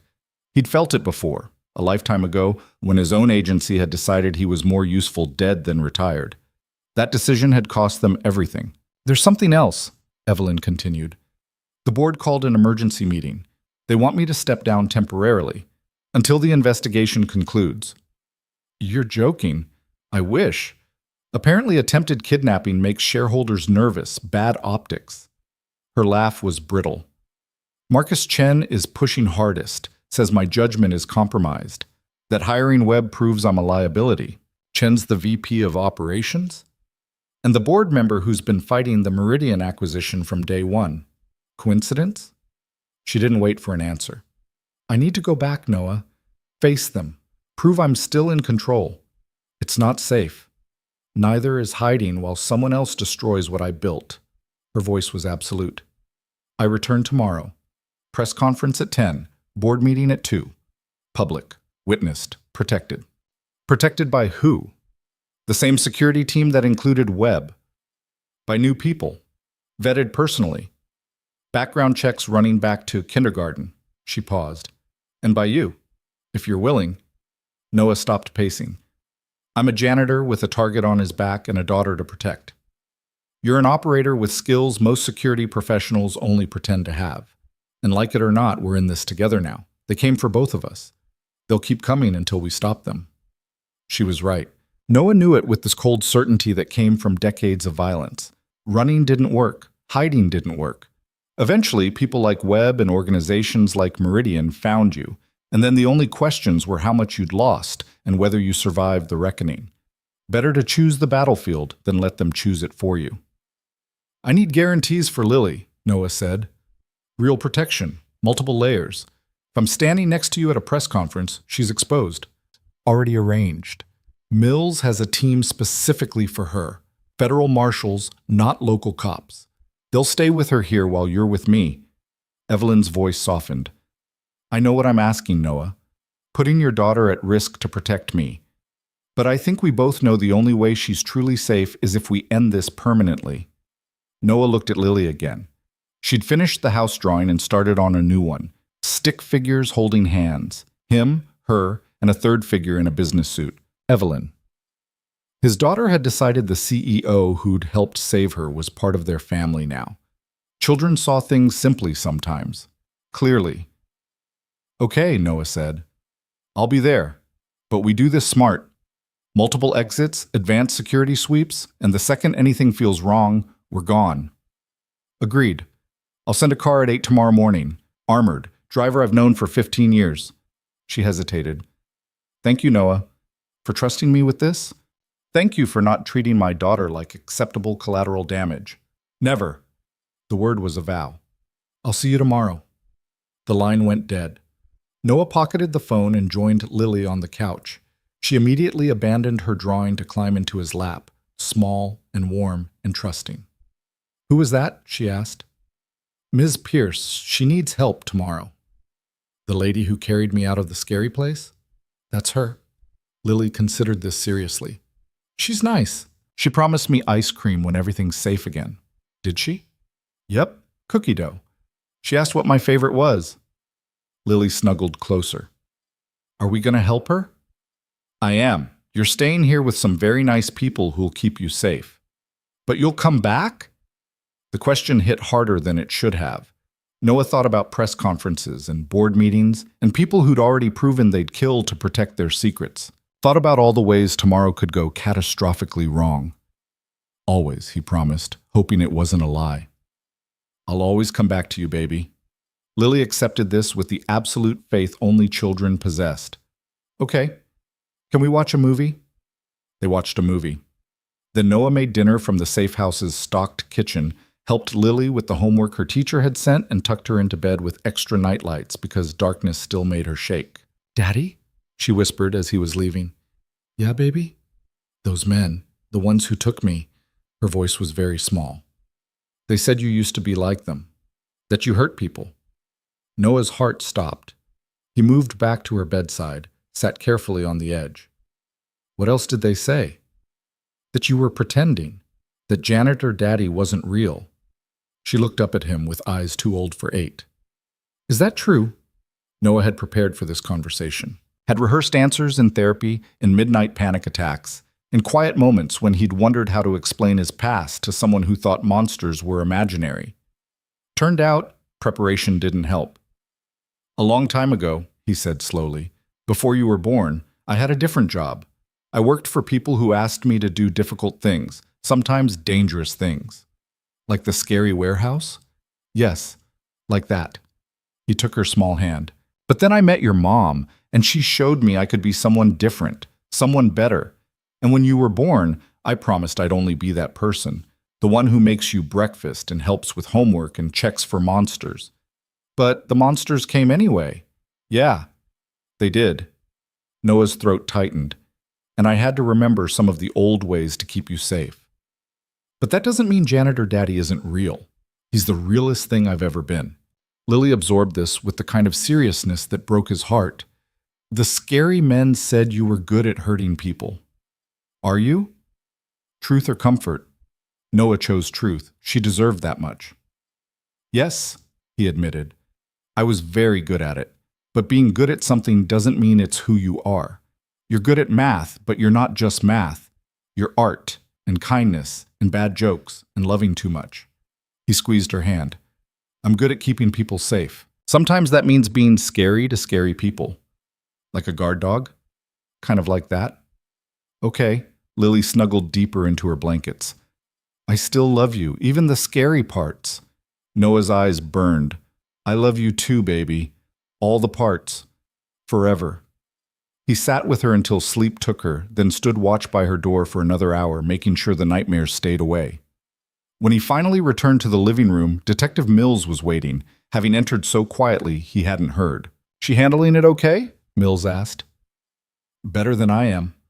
Noah poured coffee from the pot one of the officers had made. What brings you by this late? Intelligence update. Thought you'd want to know immediately. Mills pulled out a tablet. Remember the encrypted communications Evelyn mentioned? IT cracked them 2 hours ago. That was fast. FBI's best cryptographers when you're dealing with corporate espionage and attempted murder. She pulled up a file. The insider communicating with Webb wasn't just feeding information. They were actively sabotaging Pierce Technologies' security protocols, creating gaps, disabling cameras, compromising access logs. Who? Mills turned the tablet. On the screen, personnel files and communication logs painted a damning picture. Robert Davidson, Chief Technology Officer. Evelyn's right hand for 6 years. A man trusted with every password, every protocol, every secret the company held. He's been selling her out for 18 months, Mills said. Started small, market intelligence, competitor strategies. Then Meridian came calling with a bigger offer. Helped destroy the acquisition, helped them acquire certain defense contracts Pierce was bidding on, and he walks away with $20 million and a new identity. Noah studied the evidence. Financial transfers through shell companies. Encrypted messages detailing Evelyn's movements. Schedules coordinated with Webb's team. It was comprehensive, damning, and utterly believable. Does Evelyn know? He asked. Not yet. I wanted to tell you first. Mills met his eyes. Because Davidson will be at tomorrow's press conference. Front row. And according to these communications, he's not done. Ice spread through Noah's chest. What's the plan? Messages reference a final solution if the FBI investigation doesn't collapse. No details, but the timeline matches tomorrow's public appearance. Mills's voice was grim. I think they're planning another attempt. Public, brutal. Send a message that Pierce Technologies' leadership is vulnerable. Then we cancel. Keep Evelyn away until Davidson's arrested. Can't. We don't have enough for an arrest warrant yet. Communications are encrypted under attorney-client privilege. Davidson's lawyer claims they're discussing legitimate business strategy. Financial transfers go through so many shells we can't prove criminal intent. Best we can do is surveillance. So we know he's dirty, know he's dangerous, and we're letting Evelyn walk into his trap? We're using her as bait to catch him in the act. Mills held up a hand before Noah could explode. Federal agents will be everywhere. SWAT on standby. The moment Davidson or anyone associated with him makes a move, we have them. And if your moment is a second too late, if the bullet's already flying, that's why you're there. Mills's voice was steady. You've kept more important people alive in worse situations. I've read your file, Carter. Or should I say Cross? Noah's blood went cold. I don't know what you're talking about. Samuel Cross, Tier 1 operator, Black Operations Specialist, officially died in a training accident 8 years ago. Mills smiled without humor. Except you didn't. You walked away, built a new life, and did a damn good job staying invisible until Meridian's facial recognition tagged you. Are you arresting me? For what? Being good at your job? Protecting your daughter? Mills leaned forward. I don't care who you were, Cross. I care who you are now. And right now, you're the best chance Evelyn Pierce has of surviving tomorrow. Noah stared at her, reading the calculation behind her eyes. Mills was using him just like everyone else had, pointing him at problems and pulling the trigger, but at least she was honest about it. What do you need from me? He asked quietly. Be her shadow tomorrow. Watch Davidson. Watch everyone around him. The second you see a threat, you respond. Mills's voice hardened. I'm giving you authorization to use any force necessary, lethal if required. Consider this deputization under federal witness protection protocols. That's not how those protocols work. It is when I say it is. I'm bending a lot of rules tomorrow, Cross. Adding one more doesn't bother me. She stood. Press conference is at 10. Car picks you up at 8. Use the time in between to prepare however you prepare. And Lily? Marshal Service detail arrives at 7. 3 agents, all with families, all personally selected by someone I'd trust with my own kids. Mills moved toward the door, then paused. For what it's worth, I think you made the right choice. Walking away. Building something clean. Most operators can't. Most operators don't have a reason to. Fair point. Mills opened the door. Get some sleep, Cross. Tomorrow's going to be ugly. She left, and Noah was alone with his thoughts and the ghost of a name he'd tried to bury. Samuel Cross, the man who never missed, never failed, never questioned orders until the orders became unforgivable. He'd killed that man 8 years ago, scattered his ashes, and built Noah Carter from what remained. But tomorrow, he needed Cross's skills again. Needed the cold calculation, the violence without hesitation, the ability to make life and death decisions in fractions of seconds. Needed to become the monster to keep the monsters away. Noah spent the night preparing. He cleaned and field-stripped the service weapon Mills had left him, checked the magazines, practiced draw speeds until muscle memory returned. He studied blueprints of Pierce Tower's executive conference room, mapped sight lines and choke points, identified cover and concealment. He reviewed Davidson's file until he could recognize the man from breathing patterns alone. By the time Lily woke, Noah had transformed from father to operator, the old patterns settling over him like familiar armor. The Marshal Service arrived at 7 precisely, 2 men and 1 woman, all carrying themselves with the quiet competence of people who'd protected witnesses through worse. The woman, Marshal Elena Rodriguez, had kind eyes and a no-nonsense demeanor that immediately put Lily at ease. We're going to have a great day, Rodriguez told Lily. I brought board games and movies and ingredients for cookies. What kind of cookies? Lily asked, still suspicious. Whatever kind you want. I'm excellent at following recipes. That decided it. Lily took Rodriguez's hand and started explaining the intricate requirements of proper chocolate chip cookies, and Noah felt something in his chest unknot slightly. She'll be safe, Rodriguez told him quietly. I promise you that. Professional and personal. Thank you, Noah managed. Thank you for trusting us. She smiled.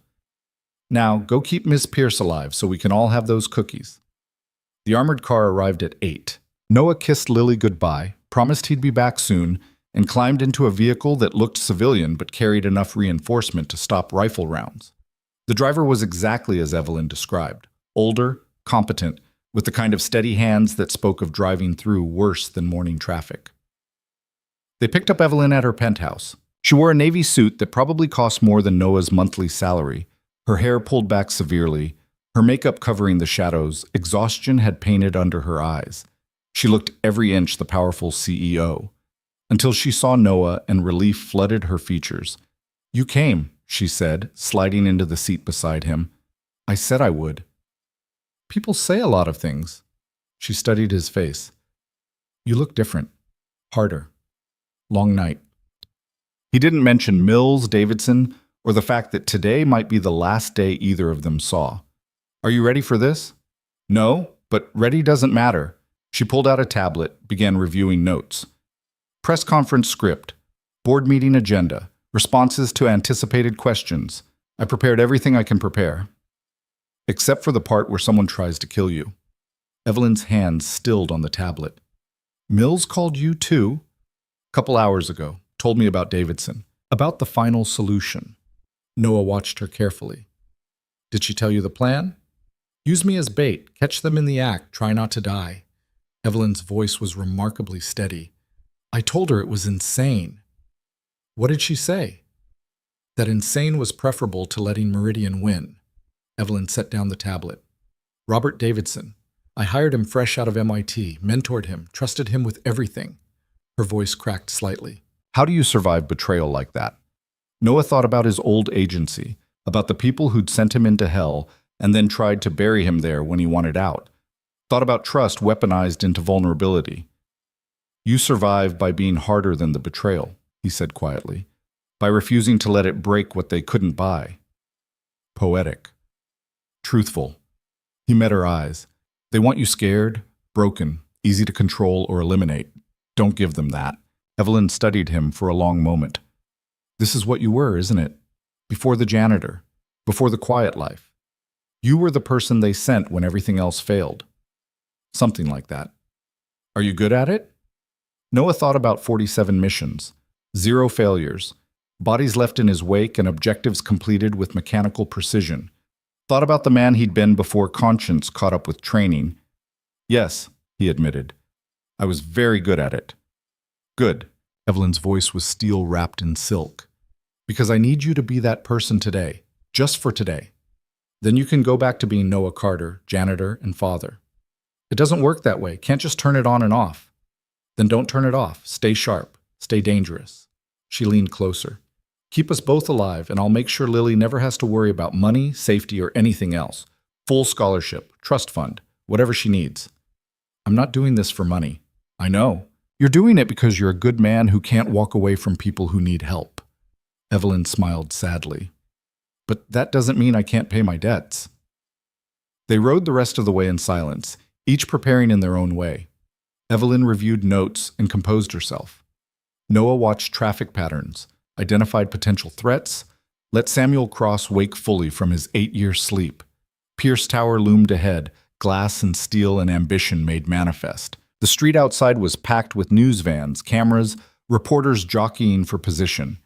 Evelyn's public return was headline news. Attempted kidnapping survivor, corporate warrior, refusing to hide. Perfect target. Noah's tactical brain cataloged everything as they pulled into the underground garage. 4 news vans, approximately 30 reporters.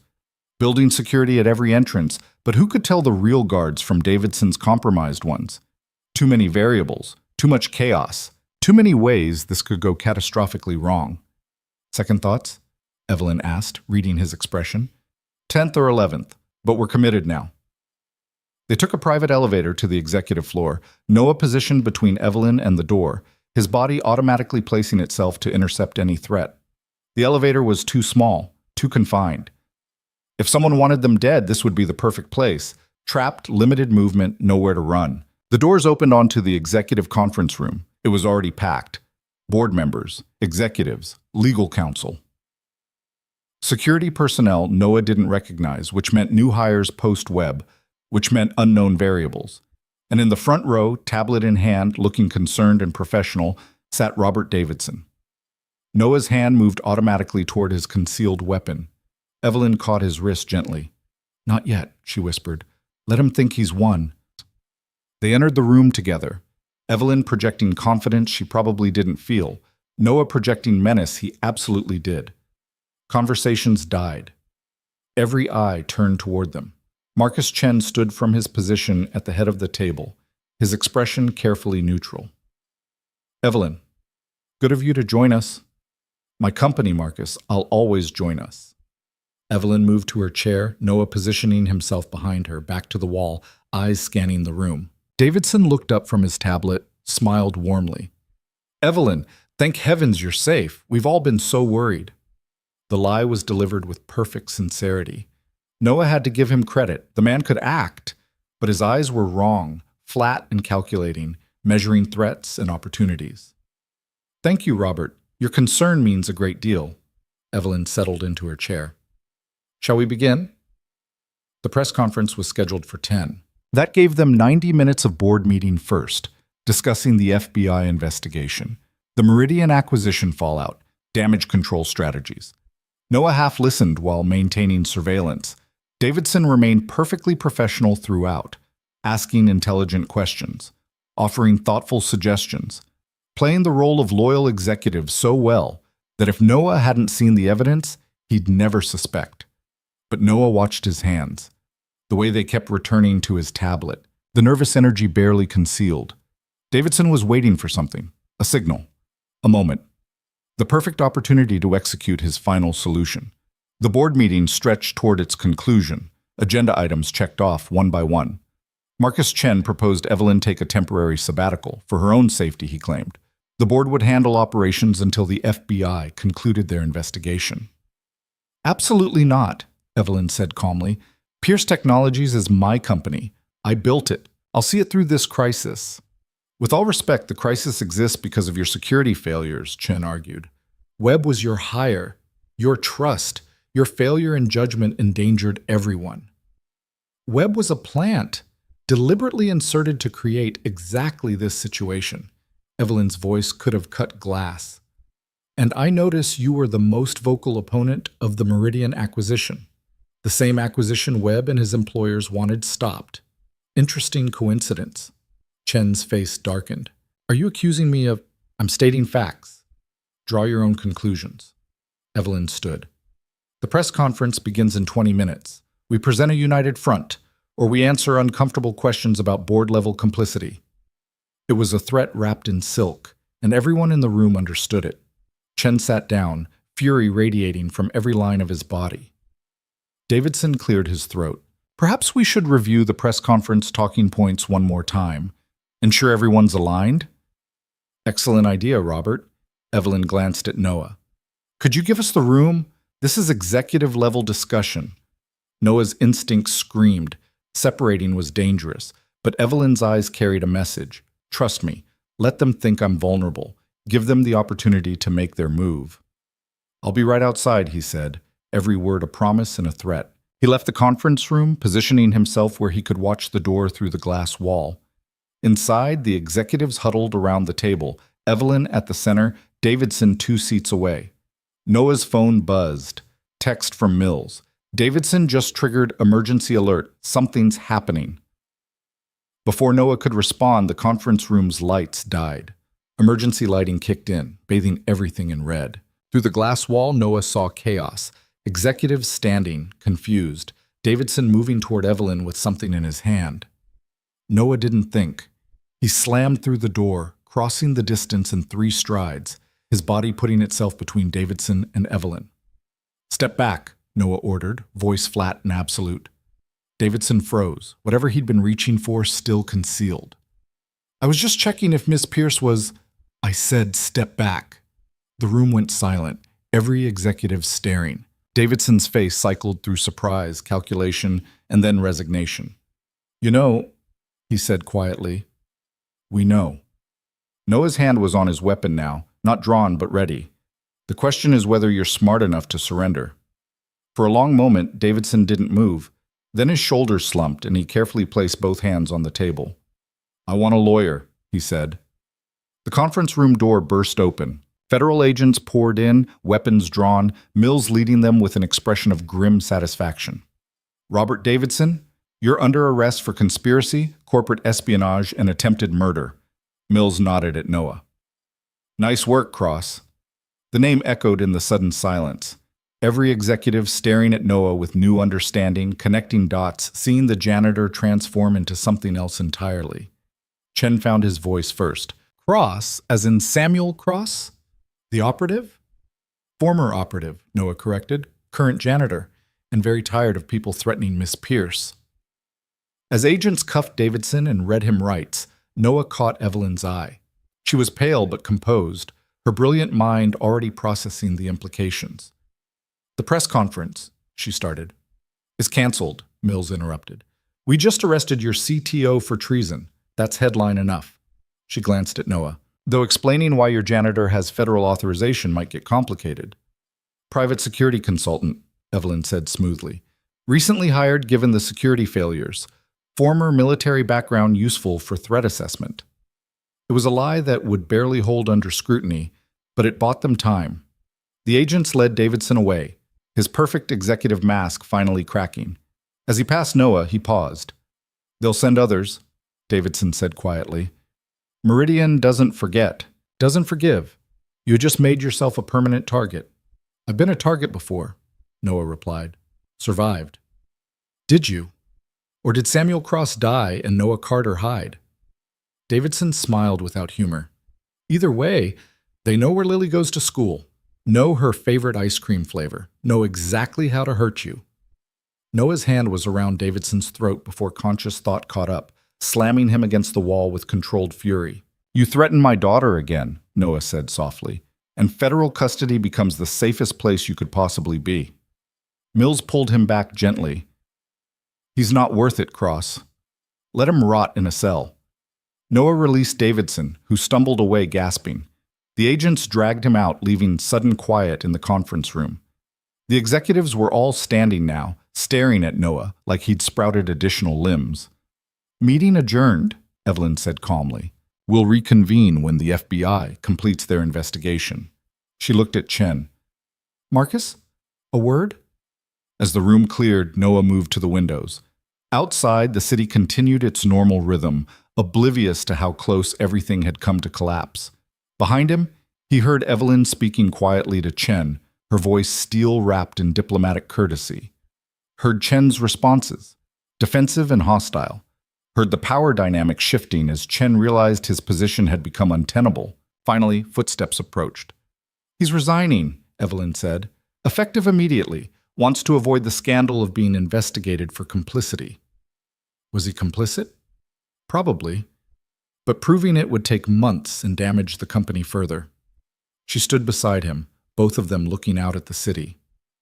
Sometimes winning means accepting incomplete justice. Noah thought about all the times he'd followed orders that felt wrong, completed missions that left scars, thought about the incomplete justice of his own escape. "Yeah," he agreed. "Sometimes it does." They stood in silence for a moment. Then Evelyn spoke again, her voice softer. "Thank you. For today. For yesterday. For everything." "You're welcome." "I mean it, Noah. You saved my life twice now. That's a debt I can't—" "It's not a debt." He turned to face her. "It's just what you do when you can help." Evelyn studied him with those sharp executive eyes that missed nothing. "You're not planning to stay, are you? Now that everyone knows who you are." Noah hadn't consciously decided, but hearing the words made the truth obvious. Samuel Cross was exposed. Every agency, every enemy, every ghost from his past would come looking. Staying here meant bringing that war to Lily's doorstep. "I can't," he said quietly. "Not anymore. Too many people know. Too much exposure." "Where will you go?" "Somewhere small.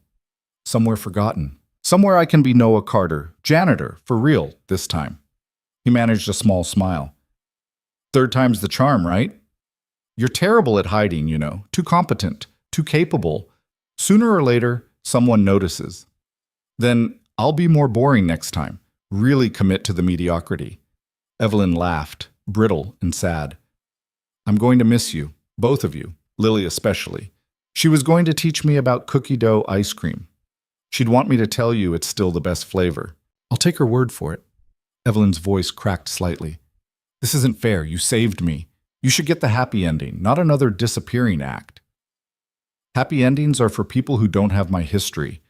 Noah touched her shoulder gently. "But Lily gets her ending. Safe, protected. Growing up without looking over her shoulder. That's enough. Let me help. Money, resources, new identities that actually work." "Evelyn, please." She caught his hand. Let me do this one thing. The trust fund I promised Lily. Enough money that wherever you go, she never wants for anything. It's the least I can do. Noah wanted to refuse, wanted to say they'd manage on their own like they always had. But he thought about Lily's drawings, her dreams, her future. Thought about giving her choices instead of just survival. Okay, he said. Thank you. Thank you for being someone worth saving. Mills appeared in the doorway, her expression serious. We need to debrief, both of you. Federal investigation protocols require— Tomorrow, Evelyn interrupted. Please, we need tonight. Mills studied them, then nodded. Tomorrow, 9 a.m. My office. She looked at Noah.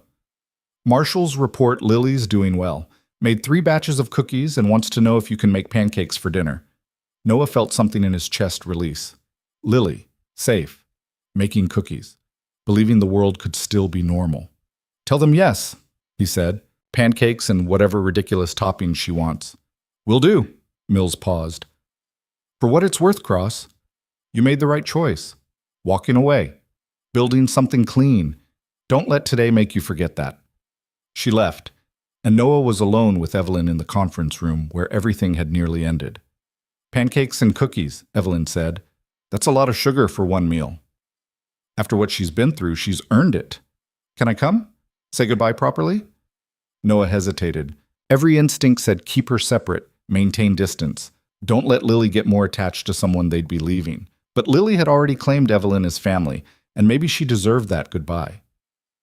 Sure, he said. But just for dinner. We leave tonight. Tonight? Noah, that's necessary. Davidson was right. Meridian knows too much. Every day we stay is another day they have to find us. He met her eyes. I won't risk Lily. Not for anything. Evelyn nodded slowly, understanding settling over her features. Okay, tonight, but I'm bringing the ice cream. They left Pierce Tower together one final time. Noah, the janitor turned operator, and Evelyn, the CEO, who'd refused to break. The press was waiting outside, cameras flashing, questions shouted. Mills had arranged a brief statement. Security situation resolved, company moving forward, no further comments at this time. But the cameras caught them anyway. Noah and Evelyn, side by side, walking through chaos like they'd done it before. Which, of course, they had. The safe house felt different when they arrived, warmer somehow, filled with the smell of cookies and Lily's laughter. She ran to Noah the moment they entered, throwing herself into his arms with complete trust. Daddy, I made cookies, 11 dozen. Marshall Rodriguez says that's probably too many, but I wanted extras for Ms. Pierce. She spotted Evelyn. You came. I promised ice cream, didn't I? Evelyn held up a bag. Cookie dough, as specified. Lily's face lit up like sunrise. They had dinner together in the small, safe house kitchen. Ridiculous pancakes covered in cookies, ice cream, and chocolate chips. Marshall detail standing outside, maintaining professional distance but grinning at the chaos. Lily chattered about cookie recipes and school and the drawings she'd made, and for a few hours everything felt almost normal. Then bedtime came, and Noah had to tell Lily they were leaving. She took it better than he expected. Nodded seriously, asked if they could bring the drawings, wanted to know if the new place would have a yard. Maybe, Noah said. We'll see what we can find. Okay. She hugged Evelyn fiercely. Thank you for saving my daddy. Thank you for being brave enough to let him save me, Evelyn replied, her voice thick. After Lily was asleep, Noah and Evelyn stood on the safe house balcony, watching the city lights. Where will you go? Evelyn asked. Better if you don't know. What you don't know, you can't tell. I'm going to look for you, just so you know. Hire investigators. Use every resource. Please don't. Not to drag you back. Just to make sure you're okay. She smiled sadly. You've become important to me, Noah Carter. Both of you. Indulge me. Noah thought about refusing, maintaining operational security, staying properly buried. But he was tired of running, tired of being alone.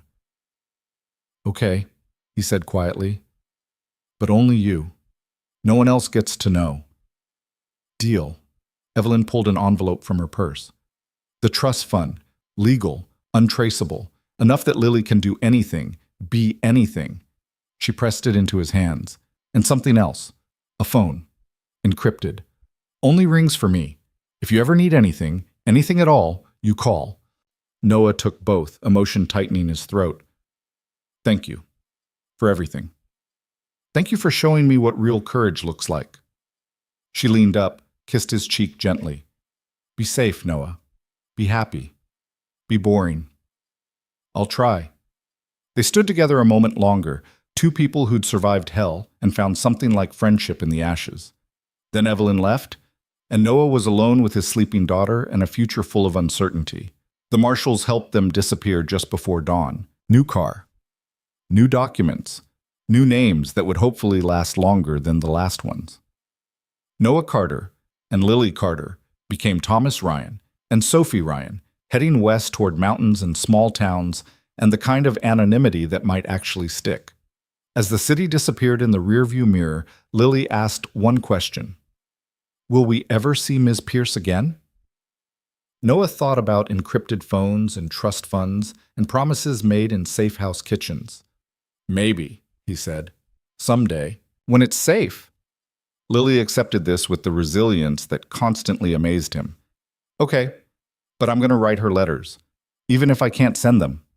So when I do see her, I can give them all at once. That's a good idea, baby.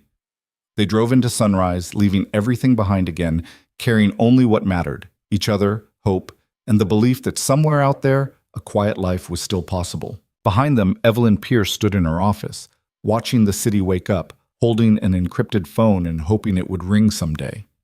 And in a federal detention center, Robert Davidson made phone calls to people who didn't forget, didn't forgive, and always collected their debts. The war wasn't over. But for now, in a car heading west with his daughter humming beside him, Noah Carter let himself believe in peace. Just for a little while. 3 weeks of peace felt like tempting fate. The mountain town of Cedar Falls existed in the kind of obscurity Noah had been searching for.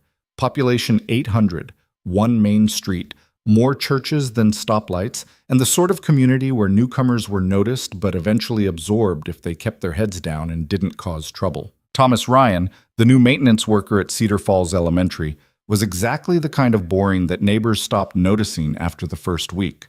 Noah had rented a small house on Maple Street, white paint peeling gently, a porch that creaked, and a yard where Lily, now Sophie, could draw with chalk and believe in normalcy again.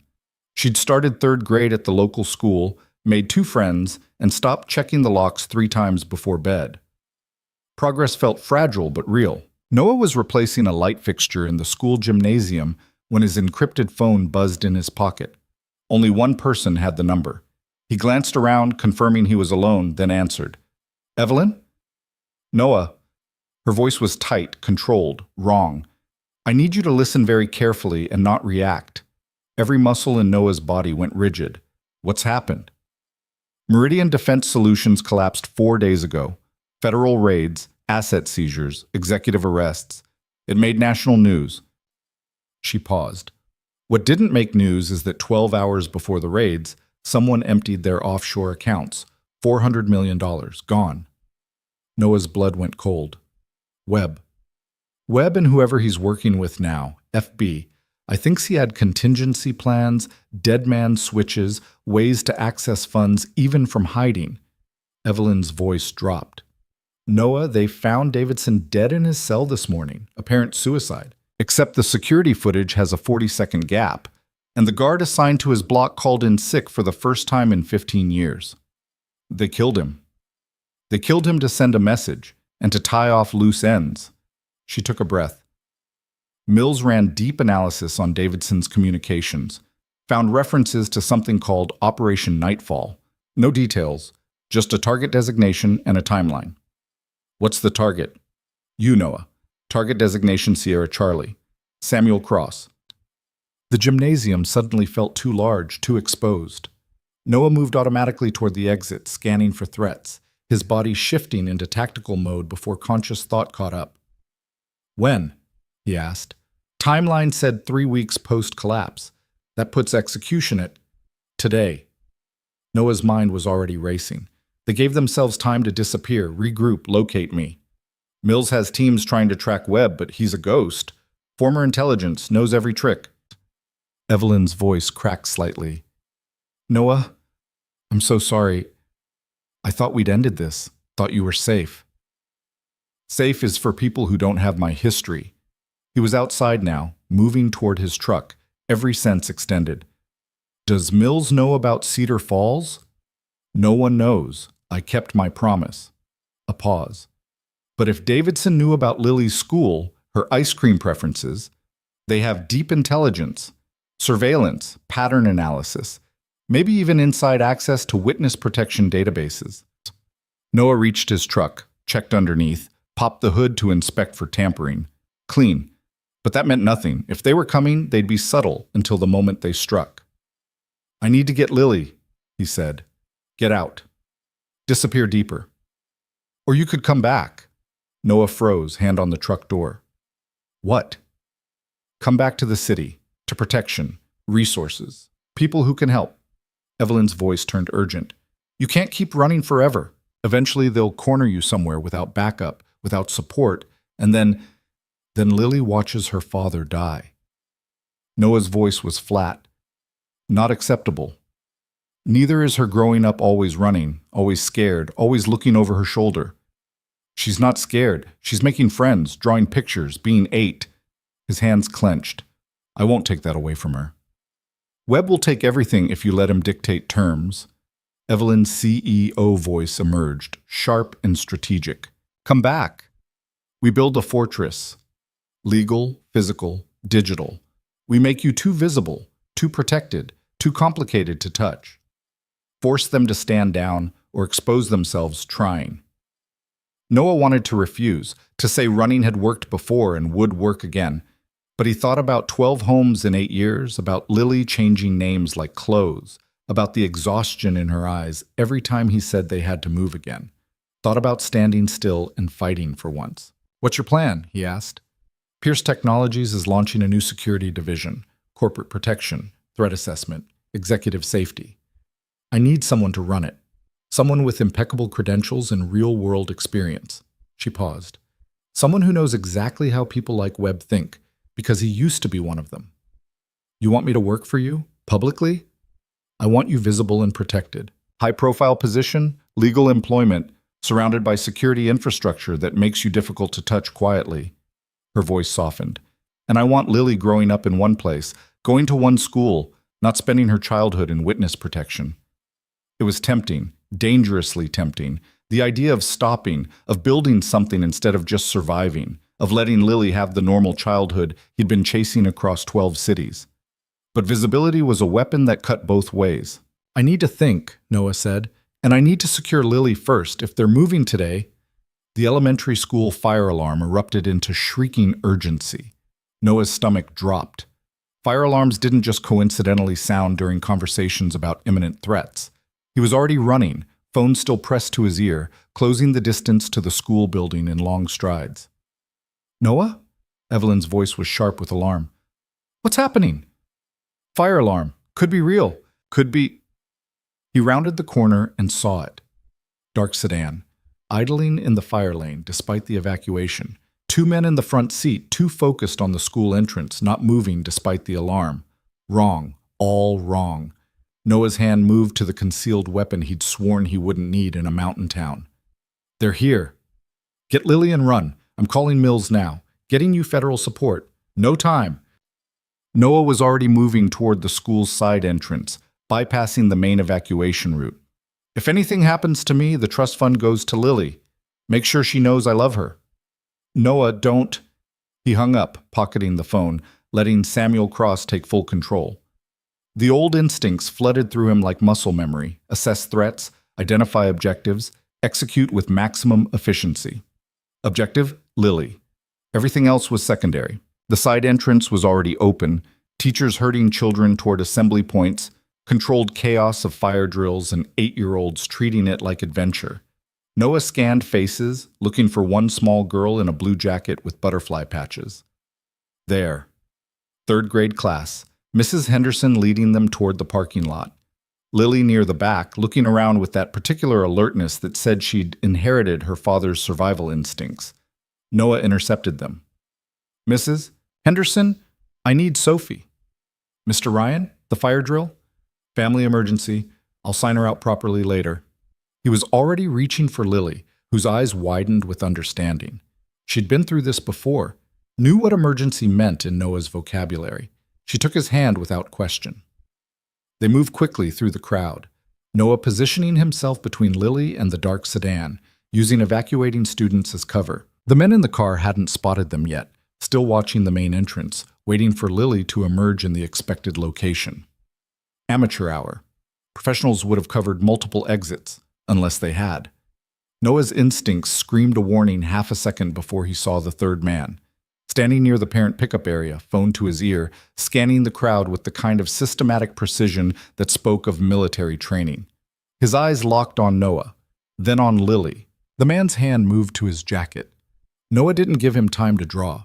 He pulled Lily behind him, creating a human shield with his own body, and started moving perpendicular to the threat, using parked cars for cover. "Daddy?" Lily's voice was small and scared. "Stay close, baby. Don't let go of my hand." They reached Noah's truck just as the man from the pickup area started toward them, his hand still inside his jacket. Noah unlocked the truck, practically threw Lily into the passenger seat. "Seatbelt. Down low. Don't look up." She complied instantly. That terrible competence of a child who'd learned danger wasn't hypothetical. Noah started the engine as the dark sedan's doors opened. Two men emerged, moving with purpose, no longer bothering with subtlety. The third man was closing fast from behind. 3 hostiles, 1 exit route. Terrible odds. Noah put the truck in reverse and floored it. The truck shot backward, tires screaming, metal crunching as he sideswiped the sedan blocking his path. The 2 men dove clear. Noah cranked the wheel, spun the truck around, and accelerated toward the exit. Gunfire erupted. Quiet pops of suppressed weapons. The truck's rear window shattered. Lily screamed. "Stay down!" Noah shouted, keeping one hand on her head, keeping her below the sight lines, while the other hand steered them through the parking lot chaos. More gunfire. A tire blew. The truck lurched violently, but Noah kept control, muscle memory from tactical driving courses taking over. He aimed for the exit, for the main road, for anywhere that wasn't trapped in a school parking lot. They hit the street doing 40, the blown tire making the truck shimmy and protest. Behind them, the sedan was in pursuit, joined now by a second vehicle Noah hadn't spotted. 2 pursuit vehicles. Professional coordination. This wasn't a hasty operation. They'd planned, surveilled, waited for the perfect moment.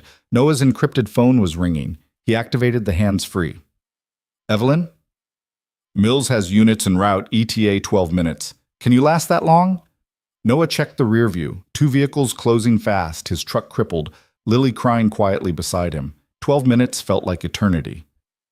"Working on it," he said. Cedar Falls had one advantage: mountain roads. Tight switchbacks, steep grades, the kind of terrain that favored local knowledge over horsepower.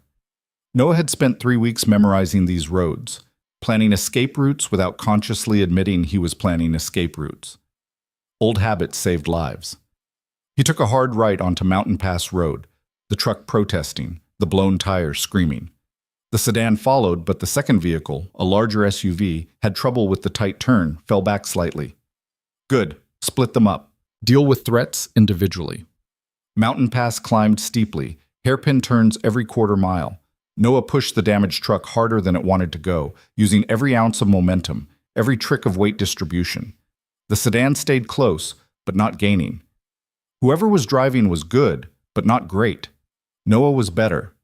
He waited for the next hairpin, the tight left-hander with the steep drop-off. Started his turn early, brake-turned the truck into a slide that put him perpendicular across the road. Then he stopped. The sedan came around the corner doing 50, saw the obstruction too late, had half a second to decide between collision and the cliff edge. The driver chose the cliff. Bad choice. The sedan went over in a screech of metal and terror, disappearing into the ravine with a crash that echoed through the mountains. Noah didn't wait to see if anyone survived. He straightened the truck, kept climbing, 3 wheels and determination carrying them up the mountain. "Daddy, I'm scared," Lily whispered. "I know, baby. Almost over. Just a little longer." The SUV appeared in the rear view, having navigated the hairpin more carefully.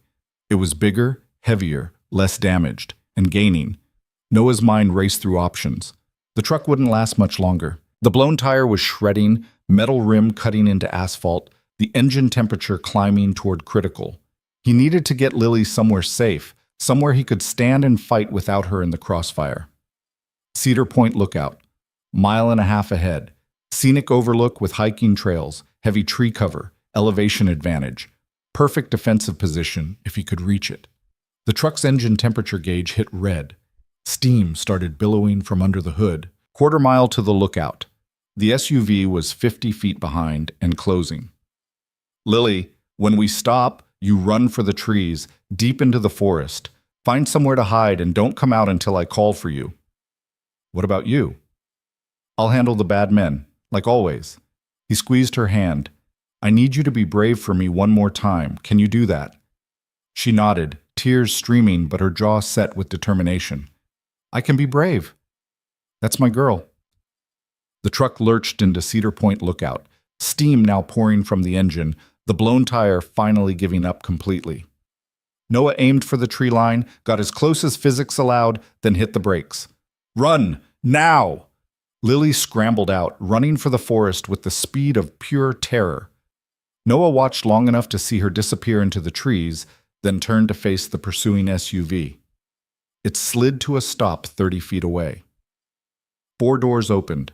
4 men emerged, weapons raised, moving with the coordinated precision of professional operators. Noah stepped out of the truck slowly, hands visible, calculating angles and odds. 4 trained operators, him with a single concealed handgun and whatever he could improvise. Mathematics said he was about to die. Samuel Cross had beaten worse odds. Samuel Cross, the lead man called out. Professional voice, American accent, probably former military contractor. You've caused significant problems. Time to settle accounts. Tell Webb I said hello, Noah replied calmly. And that killing me won't end this. Too many people know. Too much evidence. He's just making it worse. Webb doesn't care about worse. He cares about revenge. The man smiled without humor. You cost him everything. His operation, his employer, his future. That has consequences. So does threatening children. The girl's collateral, not our primary target. The man gestured with his weapon. Come quietly, she lives. Fight, and we make her watch you die slowly. It was a lie. Noah could hear it in the too casual delivery, the slight overemphasis. They planned to kill them both regardless. Lily was just leverage to ensure compliance. Counteroffer, Noah said. You walk away now. I don't kill all 4 of you. The men laughed. 4 against 1. Armed professionals against a single target with limited cover. From their perspective, Noah's threat was absurd. They didn't know Samuel Cross had built a career on surviving absurd. Noah moved. He went low and left, drawing his weapon while diving behind the truck's engine block, the only hard cover available. 4 weapons opened fire simultaneously, bullets sparking off metal, shattering glass, punching through the truck's body but stopping at the engine. Noah returned fire, 2 shots. 1 man dropped, perfect center mass. The others dove for cover, professional instincts overriding aggression. 3-1 now. Better odds. Noah stayed mobile, using the truck as cover while maintaining pressure. Shot out their SUV's tires, limiting their escape options. Put another round through their radiator, ensuring they couldn't pursue even if they survived. Return fire was heavy, coordinated, professional. They had more ammunition, better positions, numerical superiority. Noah had desperation and a daughter hiding in the woods who needed her father to win. He reloaded behind the truck's rear axle, counting rounds, calculating trajectories. His shoulder wound from Warehouse 7 had reopened, blood seeping through his shirt. Pain was just information. He functioned through worse. Cross, the lead operator's voice carried authority. We can do this all day. You're bleeding, running low on ammunition, and backup isn't coming. He was wrong about backup. Sirens wailed in the distance, growing closer. Mills's units, finally arriving. Maybe 5 minutes away. Eternity in a firefight. Noah needed to shift the dynamic, create an opening. He grabbed one of the truck's emergency flares, lit it, and threw it toward the SUV. The flare landed under the vehicle, magnesium burning at 3,000 degrees, igniting fuel leaking from the shot-out tank. The SUV exploded in a fireball that sent the operators scrambling away from cover. Noah shot the second man while he was moving. Clean hit. The man fell, 2 left. The lead operator was screaming into a radio now, calling for backup that probably didn't exist, trying to maintain control of an operation spiraling into chaos. Noah decided to end it. He came around the truck's front, weapon raised, and found himself facing the lead operator's gun barrel. Mutual kill zone. Neither had cover. Both had clean shots. Mexican standoff in a mountain parking lot. "You're not walking away from this," the operator said. "Even if you kill me, my partner will put you down. You can't win." "Don't need to win," Noah replied. "Just need to survive long enough for my daughter to stay safe." Something flickered in the operator's eyes. Recognition, maybe. Understanding that Noah wasn't fighting for victory. He was fighting for time, for love, for the one thing that mattered more than survival. "The girl's in the woods," the operator said quietly. "My partner's already hunting her. You kill me, you don't get to her in time." Horror crashed through Noah's chest. He'd sent Lily into the trees thinking it was safety, but he'd put her right in the path of a trained operator who could track a child through forest like a predator. "You're lying," Noah said, but he could hear the uncertainty in his own voice. "Am I? Want a better life on it?" The sirens were closer now, 3 minutes maybe. But 3 minutes was too long if Lily was being hunted through the woods by someone who killed for money. Noah made his choice. He shot the operator in the leg. Non-fatal. Incapacitating. The man went down screaming, weapon falling. Noah was already running for the tree line, following the path Lily had taken, every sense extended for threats. "Lily!" he shouted. "Lily, where are you?" No response, just wind through pine trees and his own hammering heart. He found the first sign 50 yards in, a small footprint in soft earth heading deeper into forest. Then another. She'd run straight and fast, good girl, putting distance between herself and danger. But the forest also held boot prints. Adult. Heavy. Moving parallel to Lily's path, intercepting course. Noah ran faster, ignoring pain, ignoring exhaustion, letting pure terror drive him through the undergrowth. He could hear something ahead now, crashing through brush. A child crying. A man's voice, cold and professional. "Come out, little girl. Your father's dead. I'm here to help you." Lies wrapped in false comfort. Noah cleared the tree line into a small clearing. Lily stood pressed against a fallen log, eyes wide with terror.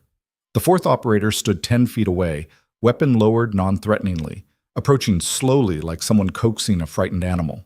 "Step away from my daughter," Noah said, his own weapon raised, voice containing all the fury and fear of a father 1 second from losing everything. The operator spun, bringing his weapon up, but Noah was faster, had always been faster. 2 shots, center mass.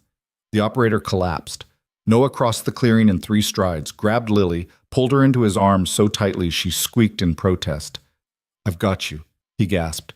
"I've got you, baby. You're safe, you're safe." Lily was sobbing into his shoulder, her small body shaking. "I thought you were dead. He said you were dead." "I'm right here. Not dead. Not leaving you. Never leaving you." The sirens were deafening now, vehicles sliding into the lookout parking lot, doors slamming, authoritative voices shouting commands. Mills appeared at the tree line, weapon drawn, taking in the scene with professional assessment. "Clear," Noah called out. "All threats down." Mills lowered her weapon, approached carefully. "You're hit." Noah looked down. His shirt was soaked with blood, shoulder wound bleeding freely, couple new grazes he hadn't noticed during the fight. "I'm functional. You're going to the hospital. After I know Lily's safe." "She is safe. Federal custody, protective detail, the whole 9 yards. Mills's voice softened. "You did good, Cross. Kept her alive against impossible odds." Noah looked down at his daughter, still clinging to him like she'd never let go. She kept herself alive, brave enough to run when I said run, smart enough to hide until help came. "I was so scared, Daddy," Lily whispered. "I know. Me too." He kissed the top of her head. "But we're okay now. Both of us. Together." Paramedics arrived, tried to separate them to treat Noah's injuries. Lily screamed, so they compromised, treating him while she sat in his lap, refusing to let go even when it made the paramedics' jobs harder. Mills made phone calls, coordinated evidence collection, processed a crime scene that involved 4 dead operators and 1 blown-up truck. Eventually, she returned to where Noah sat getting stitched up. Meridian contractors, she said. Former special forces, hired through a shell company Webb set up before going dark. She paused. This was a professional hit, Cross. Well planned, well executed. You survived through sheer skill and luck. Mostly luck. Mostly skill. Mills sat beside him. But luck runs out, you know that. Noah did know. Today had been too close. Lily had come within seconds of watching her father die or dying herself. They couldn't keep living like this, running, hiding, waiting for the next attack. His encrypted phone buzzed. Evelyn. Tell me you're alive, she said without preamble. Alive. Injured. 4 hostiles down. Noah's voice was exhausted. Your offer, the security position, public protection, is it still open? Of course. Why? Because you're right. Running doesn't work. Eventually they corner you, and then people get hurt. He looked at Lily, still clutching his hand, her eyes closed but tears still leaking. My daughter deserves better than a childhood spent hiding. Then come home, Noah. Both of you. Let's build something they can't tear down. Noah thought about Cedar Falls, about the small house with the peeling paint, about the quiet life he'd tried to build for 3 weeks. Thought about how quickly it had all burned. Thought about Evelyn's offer, visibility, resources, fighting back instead of just surviving. Okay, he said. We'll come back, but on conditions. Name them. Lily's safety is non-negotiable. Best schools, private security, everything she needs to grow up normal despite this insanity. Done. And Webb, we hunt him actively, use every resource, don't stop until he's neutralized permanently. Evelyn's voice turned to steel. I was already planning that part. He's made this personal. For both of us. Then we have a deal. Noah paused. Thank you, Evelyn, for not giving up on us. You saved my life, Noah. Multiple times. This is me returning the favor. Her voice softened. Come home. Rest. Heal. Then we go to war properly. A Mills-arranged transport back to the city. Armored convoy. Federal escort. The kind of protection usually reserved for presidents and witnesses against cartels. Lily fell asleep in Noah's arms during the drive, exhausted by terror and relief.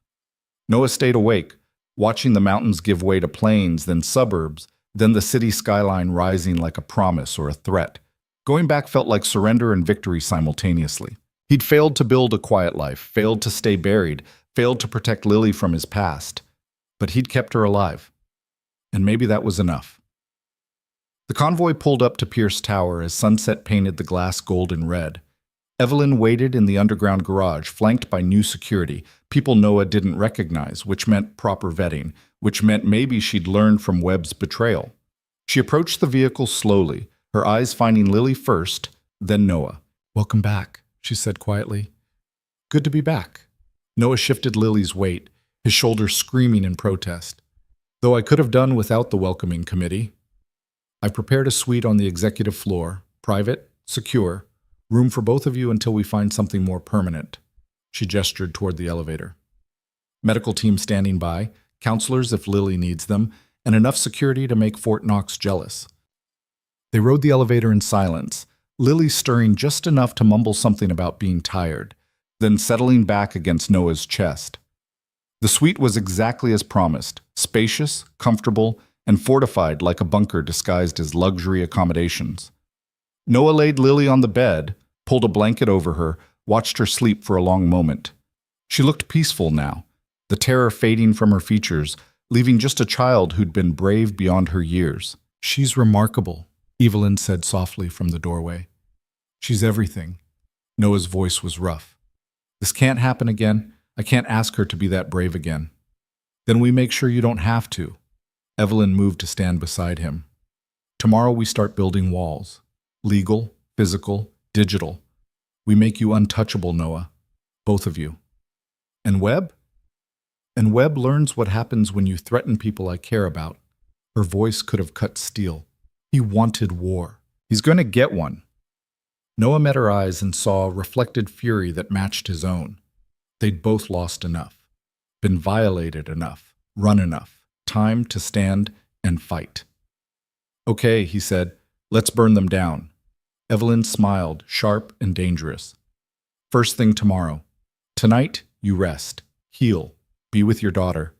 She moved toward the door, then paused. I'm glad you came back, Noah. Both of you. It feels right. Like you were supposed to be here all along. Maybe she was right. Maybe all the running had just been delaying the inevitable. Coming back to fight, coming back to people who cared, coming back to something worth protecting instead of just hiding from threats. After Evelyn left, Noah checked the suite's security, tested the locks, identified escape routes out of habit. Then he sat beside Lily's bed and watched her sleep, making silent promises. No more running, no more hiding. No more teaching her that safety meant constantly moving, constantly scared, constantly looking over her shoulder. Tomorrow, they started building something permanent. Tonight, they were just a father and daughter who'd survived another day together. That was enough. Morning came with the smell of coffee and the quiet hum of a city that didn't know how close it had come to losing them. Noah woke to find Lily already awake, sitting cross-legged on the suite's enormous couch, drawing in a sketchbook that someone had left for her. The morning light caught her hair, turned it gold, and for a moment Noah let himself just watch her, alive, safe, his daughter. She looked up, caught him staring, and smiled. You snore, Daddy. I do not. Do too, like a bear. She returned to her drawing. Miss Pierce left a note. Says breakfast is at 8 and we're having pancakes because I earned them. Noah found the note on the coffee table, Evelyn's precise handwriting on Pierce Technologies' letterhead. The message was simple. 8th floor executive dining room, 8 a.m., and bring an appetite. Below that, a postscript. Mills called. They found something. See you soon. They found something. Those 3 words carried weight Noah recognized from his old life. Intelligence breakthroughs, operational leads, the moment when hunted became hunter. He showered, helped Lily pick out clothes from the wardrobe someone had stocked overnight, and tried to prepare himself for whatever Mills had discovered. The suite's mirror showed a man who looked older than his years, shoulder freshly bandaged, new scars joining old ones, eyes that had seen too much and remembered everything. Samuel Cross stared back at him, and for once, Noah didn't try to hide from the reflection. The executive dining room was smaller than Noah expected, more intimate than corporate. Floor-to-ceiling windows overlooked the city, morning sun painting everything in shades of gold and possibility. Evelyn sat at a table set for 3, tablet in hand, but she set it aside when they entered. Good morning, Sophie, she said warmly. I heard someone has very specific pancake requirements. Chocolate chips and whipped cream, Lily confirmed seriously. And strawberries if they're not the mushy kind. I'll make sure the chef knows. Evelyn gestured to the empty seats. Sit, eat. We have time before the serious conversations. Breakfast arrived moments later. Pancakes that met Lily's exacting standards, fresh fruit, coffee that tasted like it cost more per cup than Noah used to make per hour. They ate together, Evelyn asking Lily about her drawings, about school, about everything except kidnapping and firefights, and the violence that had brought them all together. Lily talked about her friends back in Cedar Falls, about the letters she'd been writing to give Evelyn someday, about how she'd decided that when she grew up she wanted to be either an artist or a superhero, possibly both. Why not both? Evelyn asked. Superheroes need good branding. Art skills would help. Lily considered this with the seriousness only 8-year-olds could muster. That's smart. Okay, both then. Noah watched them together, these 2 people who'd become the center of his world through violence and circumstance, and felt something shift in his chest. Family wasn't always blood. Sometimes it was the people who showed up when everything burned, who stayed when staying was dangerous, who chose you when they could have walked away. Mills arrived as they were finishing breakfast, looking like she'd been up all night but running on determination and coffee. She nodded at Noah, smiled at Lily, then pulled up a chair. We found Webb, she said without preamble. The room's energy changed instantly. Evelyn set down her coffee cup with deliberate care. Noah's body went still, every muscle coiling. Where? He asked quietly. Officially? He's dead. Burned beyond recognition in a car accident outside Montreal 3 days ago. DNA match. Dental records. The works. Mills pulled out her tablet, swiped through files. Except the DNA was planted. Tissue samples harvested pre-mortem, probably from when he had his appendix removed 2 years ago. Dental records were altered in the database. Webb staged his own death. "Why tell us he's dead if he's not?" Evelyn asked. "Because dead men don't get hunted. He disappears, pressure drops, everyone moves on." Mills pulled up a photograph. Security footage from an airport. Except our forensic accountant got creative. Started tracking offshore transactions from the Meridian accounts. Found a pattern of microtransfers, each one under reporting thresholds, all terminating at a property management company in Costa Maya. The photograph showed a man in sunglasses and a hat, barely recognizable, but Noah knew the walk, the way he held his shoulders. Webb. "When was this taken?" Noah asked. "Yesterday morning. Private airstrip, Costa Maya. He owns a villa there under a shell company. Been building it as a bolt hole for 2 years. Mills leaned forward. "He thinks he's safe. Thinks he's won. Thinks you're either dead from the mountain ambush or too busy running to come after him." "He's wrong," Noah said flatly. "Very wrong." Evelyn's voice carried the kind of cold fury that built empires and destroyed enemies. "What's the play, Mills?" "Officially, I can't do anything. Costa Maya has no extradition treaty. Webb's technically a dead man, and my jurisdiction ends at the border." Mills smiled without humor. "Unofficially, I have contacts, people who owe favors. Could be arranged for Webb to have a very bad day that ends with him in federal custody." "How long?" Noah asked. "Week? Maybe 2. Coordination takes time." "Too long." Noah stood, mind already working through operational planning. "He'll disappear again. New identity, new country, and next time he'll be smarter about covering his tracks." "What are you suggesting?" Evelyn asked, though her tone said she already knew. "I go get him. Tonight. Bring him back to face consequences." Noah met Mills' eyes. "Off the books. Unofficial. You never heard about it." Mills should have refused, should have said absolutely not, that vigilante justice wasn't justice, that there were proper channels and legal processes.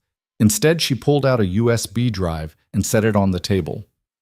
Villa blueprints, security system specs, guard rotations, everything our Costa Maya contacts could gather. She stood. If someone were hypothetically planning an unauthorized extraction, this would hypothetically be useful. Hypothetically. "Hypothetically appreciated," Noah said. Mills looked at Lily, who'd been listening with wide eyes. "You've got a brave dad, kid. Make sure he comes back in one piece." "I will," Lily promised solemnly. After Mills left, Evelyn pulled up the files from the USB drive, spreading them across her tablet. The villa was impressive. Beachfront property, high walls, sophisticated security, the kind of place where people went to disappear from consequences. "You can't go alone," Evelyn said, studying the blueprints. 4 guards minimum, maybe more. Sophisticated alarm systems. You'd need a team. I've worked alone before. When you were Samuel Cross with full agency support, you're one man with a shoulder wound and a daughter to come home to." She looked up. "Let me help. I have resources. Private security firms, people who owe me favors. This isn't a corporate acquisition, Evelyn. It's a black bag operation on foreign soil. People could get killed." "People have been getting killed since this started. Webb made sure of that." Her voice hardened. "He tried to kidnap me, threatened Lily, sent assassins to a school. This stops when he's neutralized, not when we play nice and hope legal processes work." Noah wanted to argue, to say this was his problem, and she'd already risked enough. But he thought about the villa's security, about the odds of successful solo extraction, about Lily growing up without a father because he'd been too proud to accept help.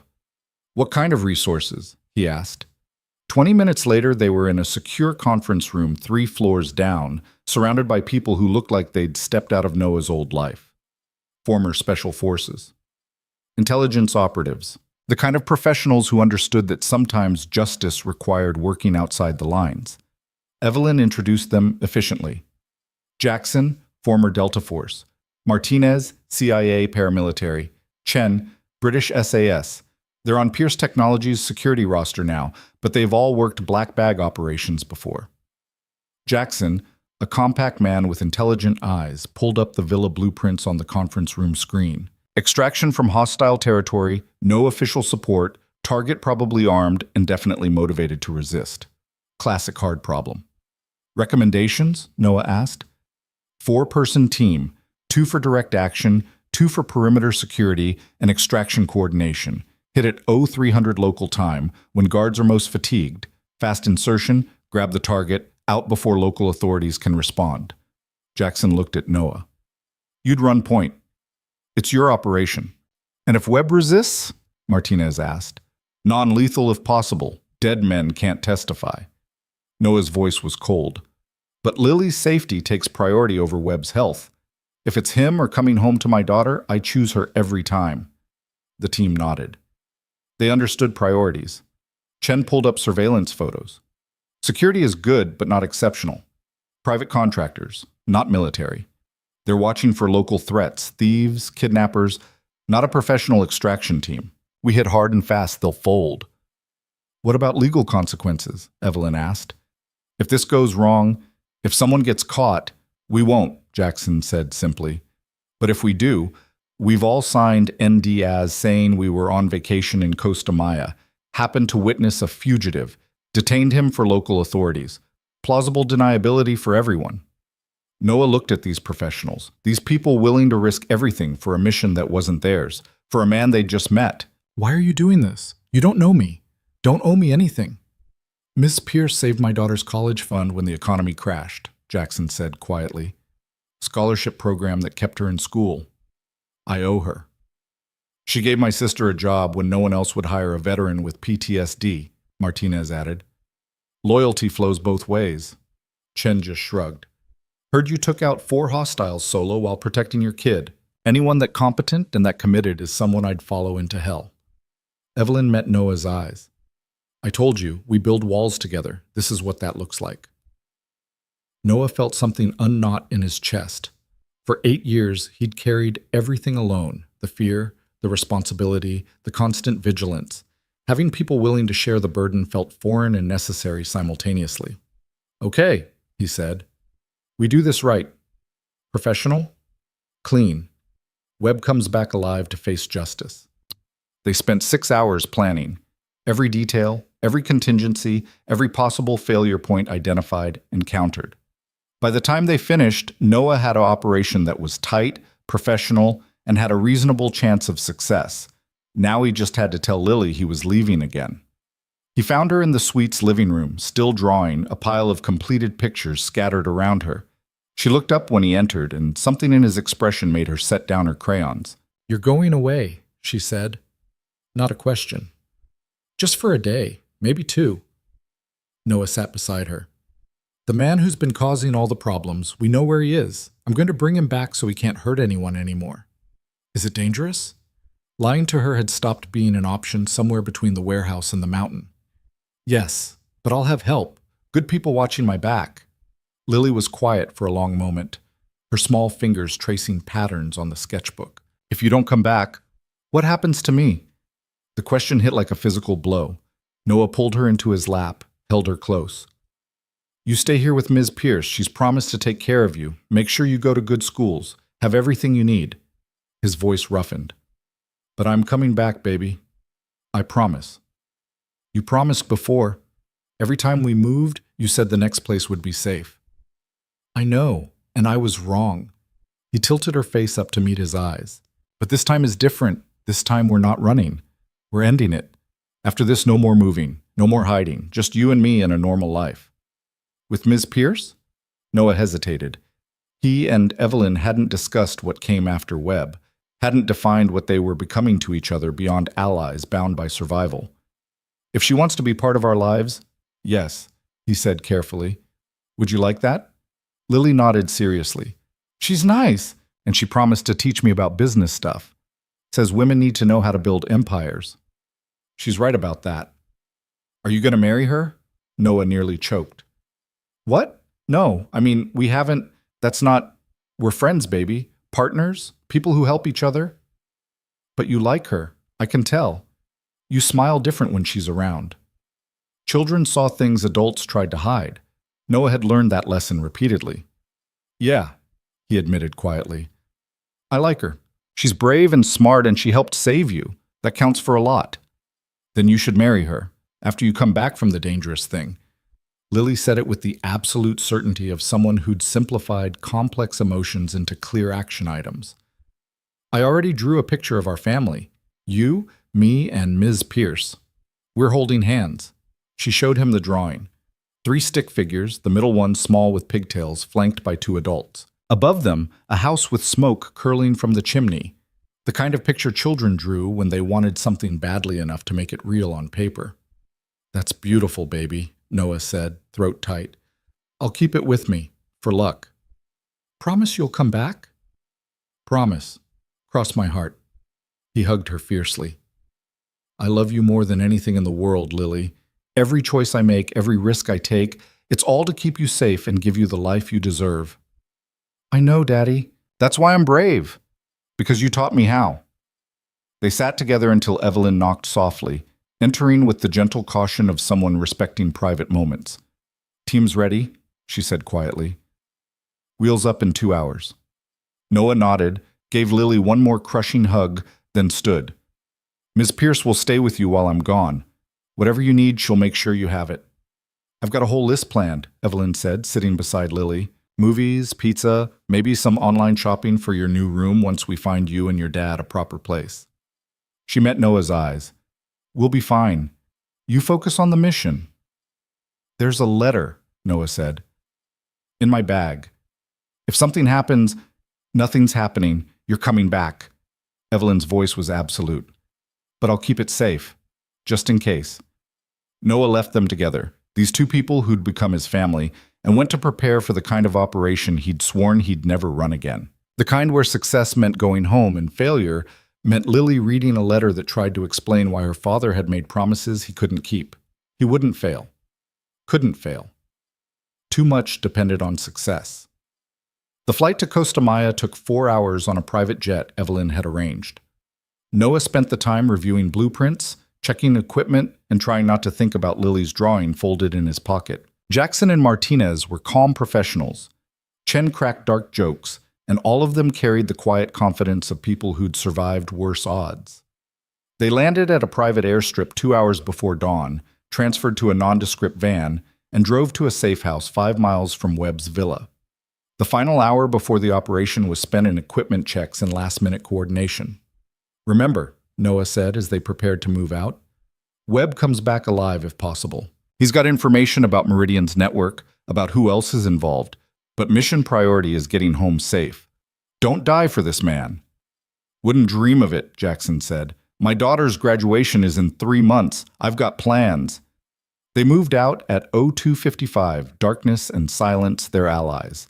The villa sat behind high walls, security lights casting pools of illumination, guards visible on regular patrols. Chen and Martinez took perimeter positions while Noah and Jackson approached the main structure. The security system was good. Noah's bypass equipment was better. Courtesy of Pierce Technologies' R&D department and Evelyn's willingness to bend procurement rules, they had tools that made professional security look like children's toys. 12 minutes after starting, they were inside. The villa's interior was exactly what Noah expected. Expensive furniture, original art, the kind of luxury purchased with blood money and betrayal. They moved through rooms like ghosts, Chen's voice in their earpieces providing updates on guard positions. Noah found Webb on the 2nd floor, asleep in a master bedroom that overlooked the ocean. He looked peaceful, untouched by conscience or consequence, a man who'd tried to kill a child and slept soundly anyway. That ended now. Noah crossed the room silently, placed a hand over Webb's mouth, and pressed his sidearm against the man's temple. Webb's eyes snapped open, confusion turning instantly to recognition and fear. "Hello, Marcus," Noah said quietly. "We need to talk." To Webb's credit, he didn't panic. His eyes went calculating, measuring angles and options, realizing quickly that there were none. "Cross, I heard you died in the mountains." "I heard you died in Montreal." We're both liars, apparently. Noah pulled Webb to sitting position, zip-tied his hands. "Here's what happens next. You come quietly, testify against everyone in Meridian's network, and maybe you get to live in a cell instead of a grave. Or you resist, force me to make this ugly, and I'll still get what I need, but you'll hurt a lot more. You can't touch me. I'm in international waters, no extradition. I'm not a cop, Marcus. I don't need extradition treaties. Noah's voice was ice. You threatened my daughter, sent men to kill her. That forfeits your rights to due process in my book. Fear flickered across Webb's features. I didn't give that order. The mountain team acted independently. Lie again, and I'll break something important. Noah hauled Webb to his feet. Jackson, we're coming out. Copy. Route is clear. They moved Webb through the villa, Jackson taking point, Noah keeping the man compliant with a hand on his neck and a weapon in easy reach. The guards never saw them leave. Chen and Martinez had created distractions on the perimeter, pulling security away from escape routes. By the time the sun rose, they were at the airstrip. By the time Webb's guards realized he was gone, they were in international airspace. By the time Costa Maya authorities received anonymous tips about the villa's location, Webb was in federal custody on U.S. soil, with Detective Mills reading him rights that included multiple murder charges. Noah called Evelyn from the plane. We have him, he said simply. Are you hurt? Not even a little. Clean operation. Professional. Her relief was audible. Lily will be so happy. She's been watching the clock, counting down until you said you'd be back. Tell her I'm coming home. Tell her it's over. It is over, isn't it? Really over this time? Noah thought about Webb in custody, about Meridian collapsed, about the networks being dismantled by federal investigators who had more evidence than they knew what to do with. Yeah, he said. It's over. We can stop running now. Good. Because I found a house, 3 bedrooms, big yard, in a neighborhood with excellent schools. Lily helped pick it out online. She's very specific about acceptable kitchen configurations. Noah laughed, exhaustion and relief mixing into something light and hopeful. Of course she is. Come home, Noah, both of you. For real this time. On my way. The flight back felt different, lighter somehow. Jackson and Martinez were already planning celebration drinks. Chen was asleep, snoring gently. And Noah sat with Lily's drawing, looking at 3 stick figures holding hands, letting himself believe it could be real. Pierce Tower's underground garage was empty except for one person when they landed. Evelyn stood beside her BMW, wearing jeans and a casual jacket instead of her usual corporate armor. Lily beside her, bouncing with barely contained excitement. The moment Noah stepped out of the van, Lily broke free and ran. He caught her, swung her up, held her like he'd never let go. You came back, she said into his neck. Always, baby. Always. Did you get the bad man? We got him. He can't hurt anyone anymore. Good. Lily pulled back to look at him seriously. Now can we have pancakes? Miss Pierce said we're celebrating. Evelyn approached, smiling. I said we're celebrating after your father rests. He just flew across 2 countries and conducted a military operation. I'm fine, Noah said, setting Lily down but keeping hold of her hand. Pancakes sound perfect. They went to a 24-hour diner Evelyn knew, sitting in a corner booth while the city woke up around them. Lily ordered chocolate chip pancakes again. Noah got coffee that tasted terrible but felt necessary, and Evelyn picked at French toast while reviewing messages on her phone. FBI is calling it the biggest corporate espionage case in a decade, she said, scrolling through news alerts. Meridian's board is facing RICO charges. 3 senators are under investigation for taking bribes, and Webb is singing like he's auditioning for opera. What's he saying? Noah asked. Everything. Names, dates, transactions. He's building a case against everyone who ever worked with Meridian in exchange for protective custody and reduced sentencing. Evelyn set down her phone. Mills says between his testimony and the evidence they seized, they'll be prosecuting for years. And us? Clean. Our involvement was defensive, properly documented. Mills made sure of it. She smiled. We're officially boring civilians again, if that's what you want. Noah looked at Lily, syrup on her chin, chattering about the house Evelyn had found and whether they could get a dog. Looked at Evelyn, brilliant and fierce, and looking at him with something complicated in her eyes. Boring sounds perfect, he said. The house Evelyn had found was in a neighborhood where kids rode bikes and neighbors waved from porches. 3 bedrooms like she'd promised, hardwood floors, a kitchen that met Lily's exacting standards, and a backyard with an old oak tree perfect for climbing. They moved in 2 weeks later, boxes and furniture, and the comfortable chaos of building something permanent. Lily claimed the room with the window seat, immediately covering the walls with her drawings. Noah took the master bedroom and tried to remember how normal people decorated. Evelyn helped with everything, staying late to assemble furniture, bringing dinner when they were too tired to cook, slowly becoming part of their daily rhythm. One evening, after Lily was asleep and they were sitting on the porch watching fireflies, Evelyn spoke the question Noah had been avoiding. "What are we doing here, Noah?" "Building furniture, drinking wine, avoiding the mountain of boxes I still need to unpack." "You know what I mean." She turned to face him. "This, us. I'm at your house every night. Lily calls me when she needs help with homework. You have a drawer of my things in your bathroom." She paused.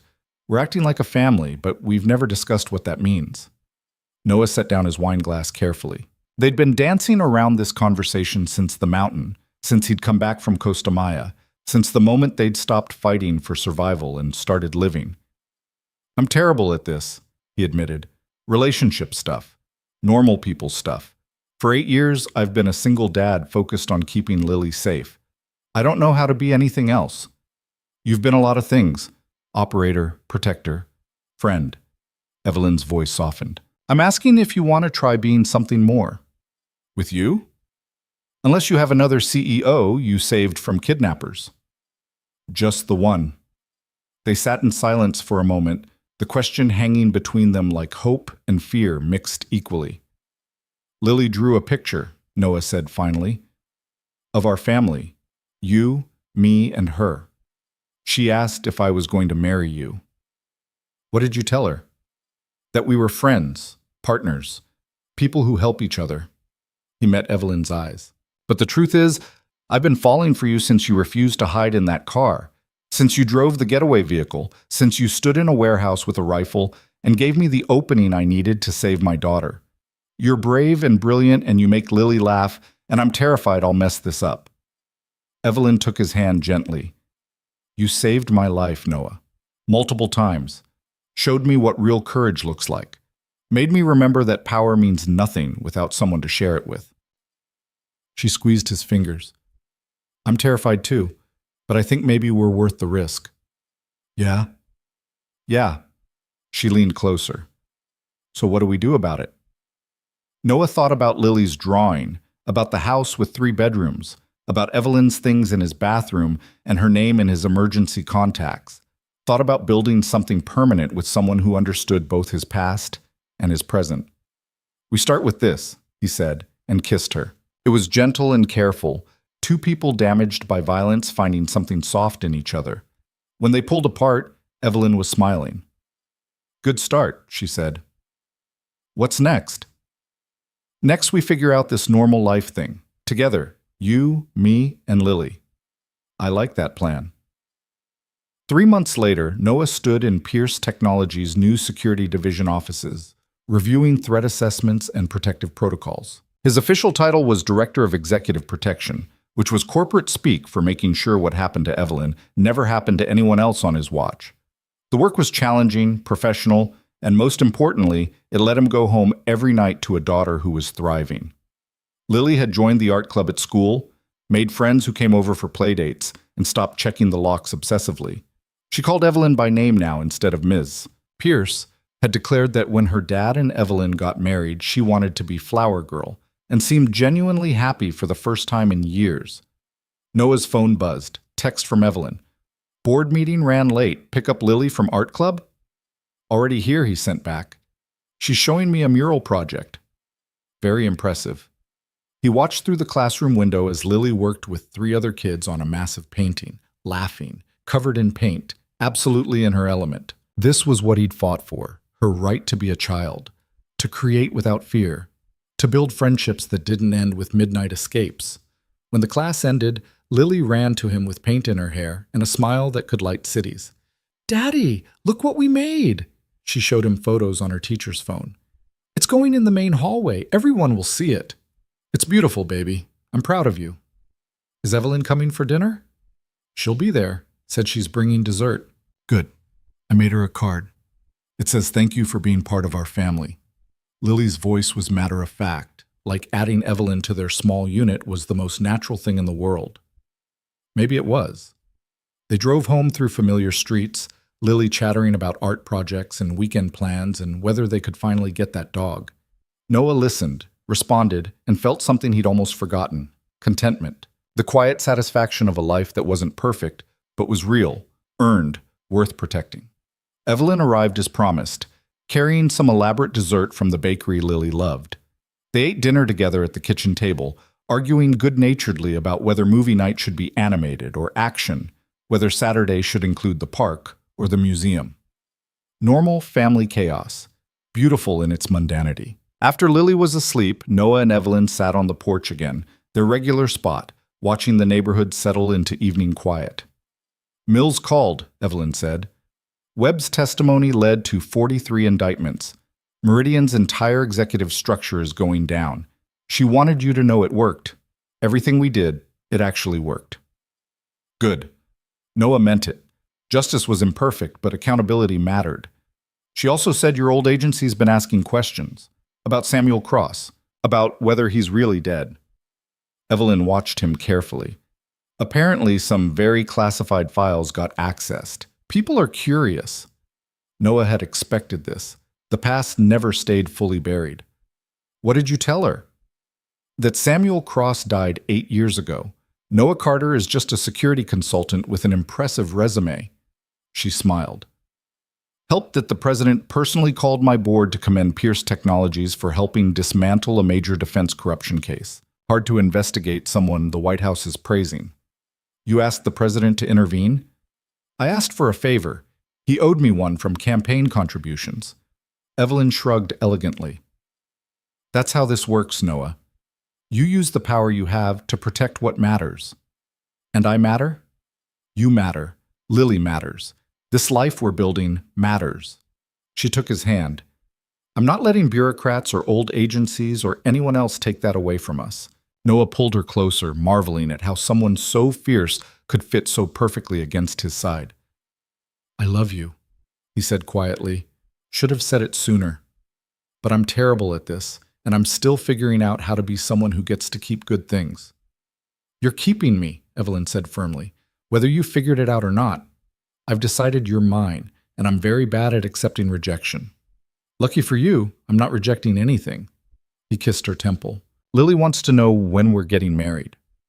"And what did you tell her?" "That adults need to have conversations and make decisions and do things properly." He paused. "But between you and me, I'm thinking next summer. Small ceremony. Just family and the people who matter." Evelyn pulled back to look at him, something bright and emotional in her eyes. "Are you proposing?" "I'm suggesting that maybe we should think about making this permanent, official." Noah fumbled for words, Grace abandoning him. "I'm bad at this. Don't have a ring, haven't planned anything, but you've become essential, Evelyn.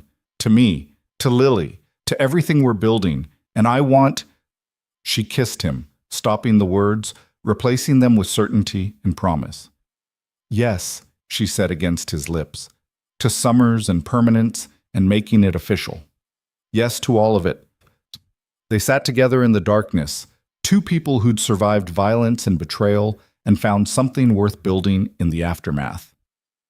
Inside, Lily slept peacefully, dreaming whatever 8-year-olds dreamed when the monsters finally stayed away. Tomorrow, there would be ring shopping and planning and telling Lily she'd gotten her wish about being a flower girl. Tonight there was just this: peace, belonging, the quiet certainty that some battles ended not with victory, but with something better. With home, with family, with the choice to stop fighting long enough to build something that lasted. "You know what's funny?" Noah said quietly. "What?" "I spent 8 years trying to be invisible, trying to be someone forgettable who could blend into any background." He looked at the house, at the life they'd built. Turns out, being seen by the right people is better than hiding from everyone. Profound wisdom from a former janitor. Former janitor, current security director, future husband. Noah smiled. "I'm moving up in the world." "That you are." Evelyn stood, pulling him with her. "Come on, it's late, and tomorrow I have a company to run and a ring to help you pick out. One that's appropriate for someone who knows exactly what she wants." "And what's that?" "You, Lily, this life." She said it simply, like it was obvious, like choosing them was the easiest decision she'd ever made. Everything else is just details. They went inside together, locking doors that were just doors now, not barriers against constant threat. Checked on Lily, who'd fallen asleep with a sketchbook showing 3 stick figures holding hands and a new addition. A dog, because of course. Set the coffee maker for morning, turned off lights, moved through the rhythms of ordinary life with extraordinary gratitude. In the master bedroom, Evelyn pulled Noah close, and they held each other with the fierce tenderness of people who'd almost lost everything and chose to celebrate what remained. "No more running?" she asked quietly. "No more running," Noah confirmed. "We stand here, build here, make this permanent. Promise? Cross my heart." He smiled at the phrase, at how it meant something different now. Not the lie he'd told himself while hiding, but a truth he could finally believe. "This is home. Your home. And I'm not going anywhere." Outside, the city continued its endless rhythm. Somewhere, Detective Mills was closing cases and protecting witnesses. Somewhere, federal prosecutors were building cases that would echo for years. Somewhere, the machinery of justice ground forward, imperfect but persistent. But in a house on a quiet street, Noah Carter, former operator, former janitor, current father and future husband, held the woman he loved and listened to his daughter breathing peacefully in the next room. He'd fought his last battle, survived his last betrayal, made his last midnight escape. What came next was simpler and infinitely more complicated, learning to live when the war was over, finding peace when violence had been the only language he'd spoken for decades, building a future when he'd spent so long running from the past. But he wasn't alone anymore. Hadn't been alone since a CEO refused to hide in a car. Since a daughter proved brave enough to trust him through chaos. Since 3 people decided that family was what you built from ruins and defended with everything you had. The nightmares would probably never fully stop. The hypervigilance would fade, but never disappear. Samuel Cross would always lurk somewhere in his reflection, ready to emerge if threats returned. But Noah Carter was real too. The man who made pancakes and attended parent-teacher conferences and loved so fiercely it sometimes hurt. That man was worth being, worth protecting, worth the work it took to maintain.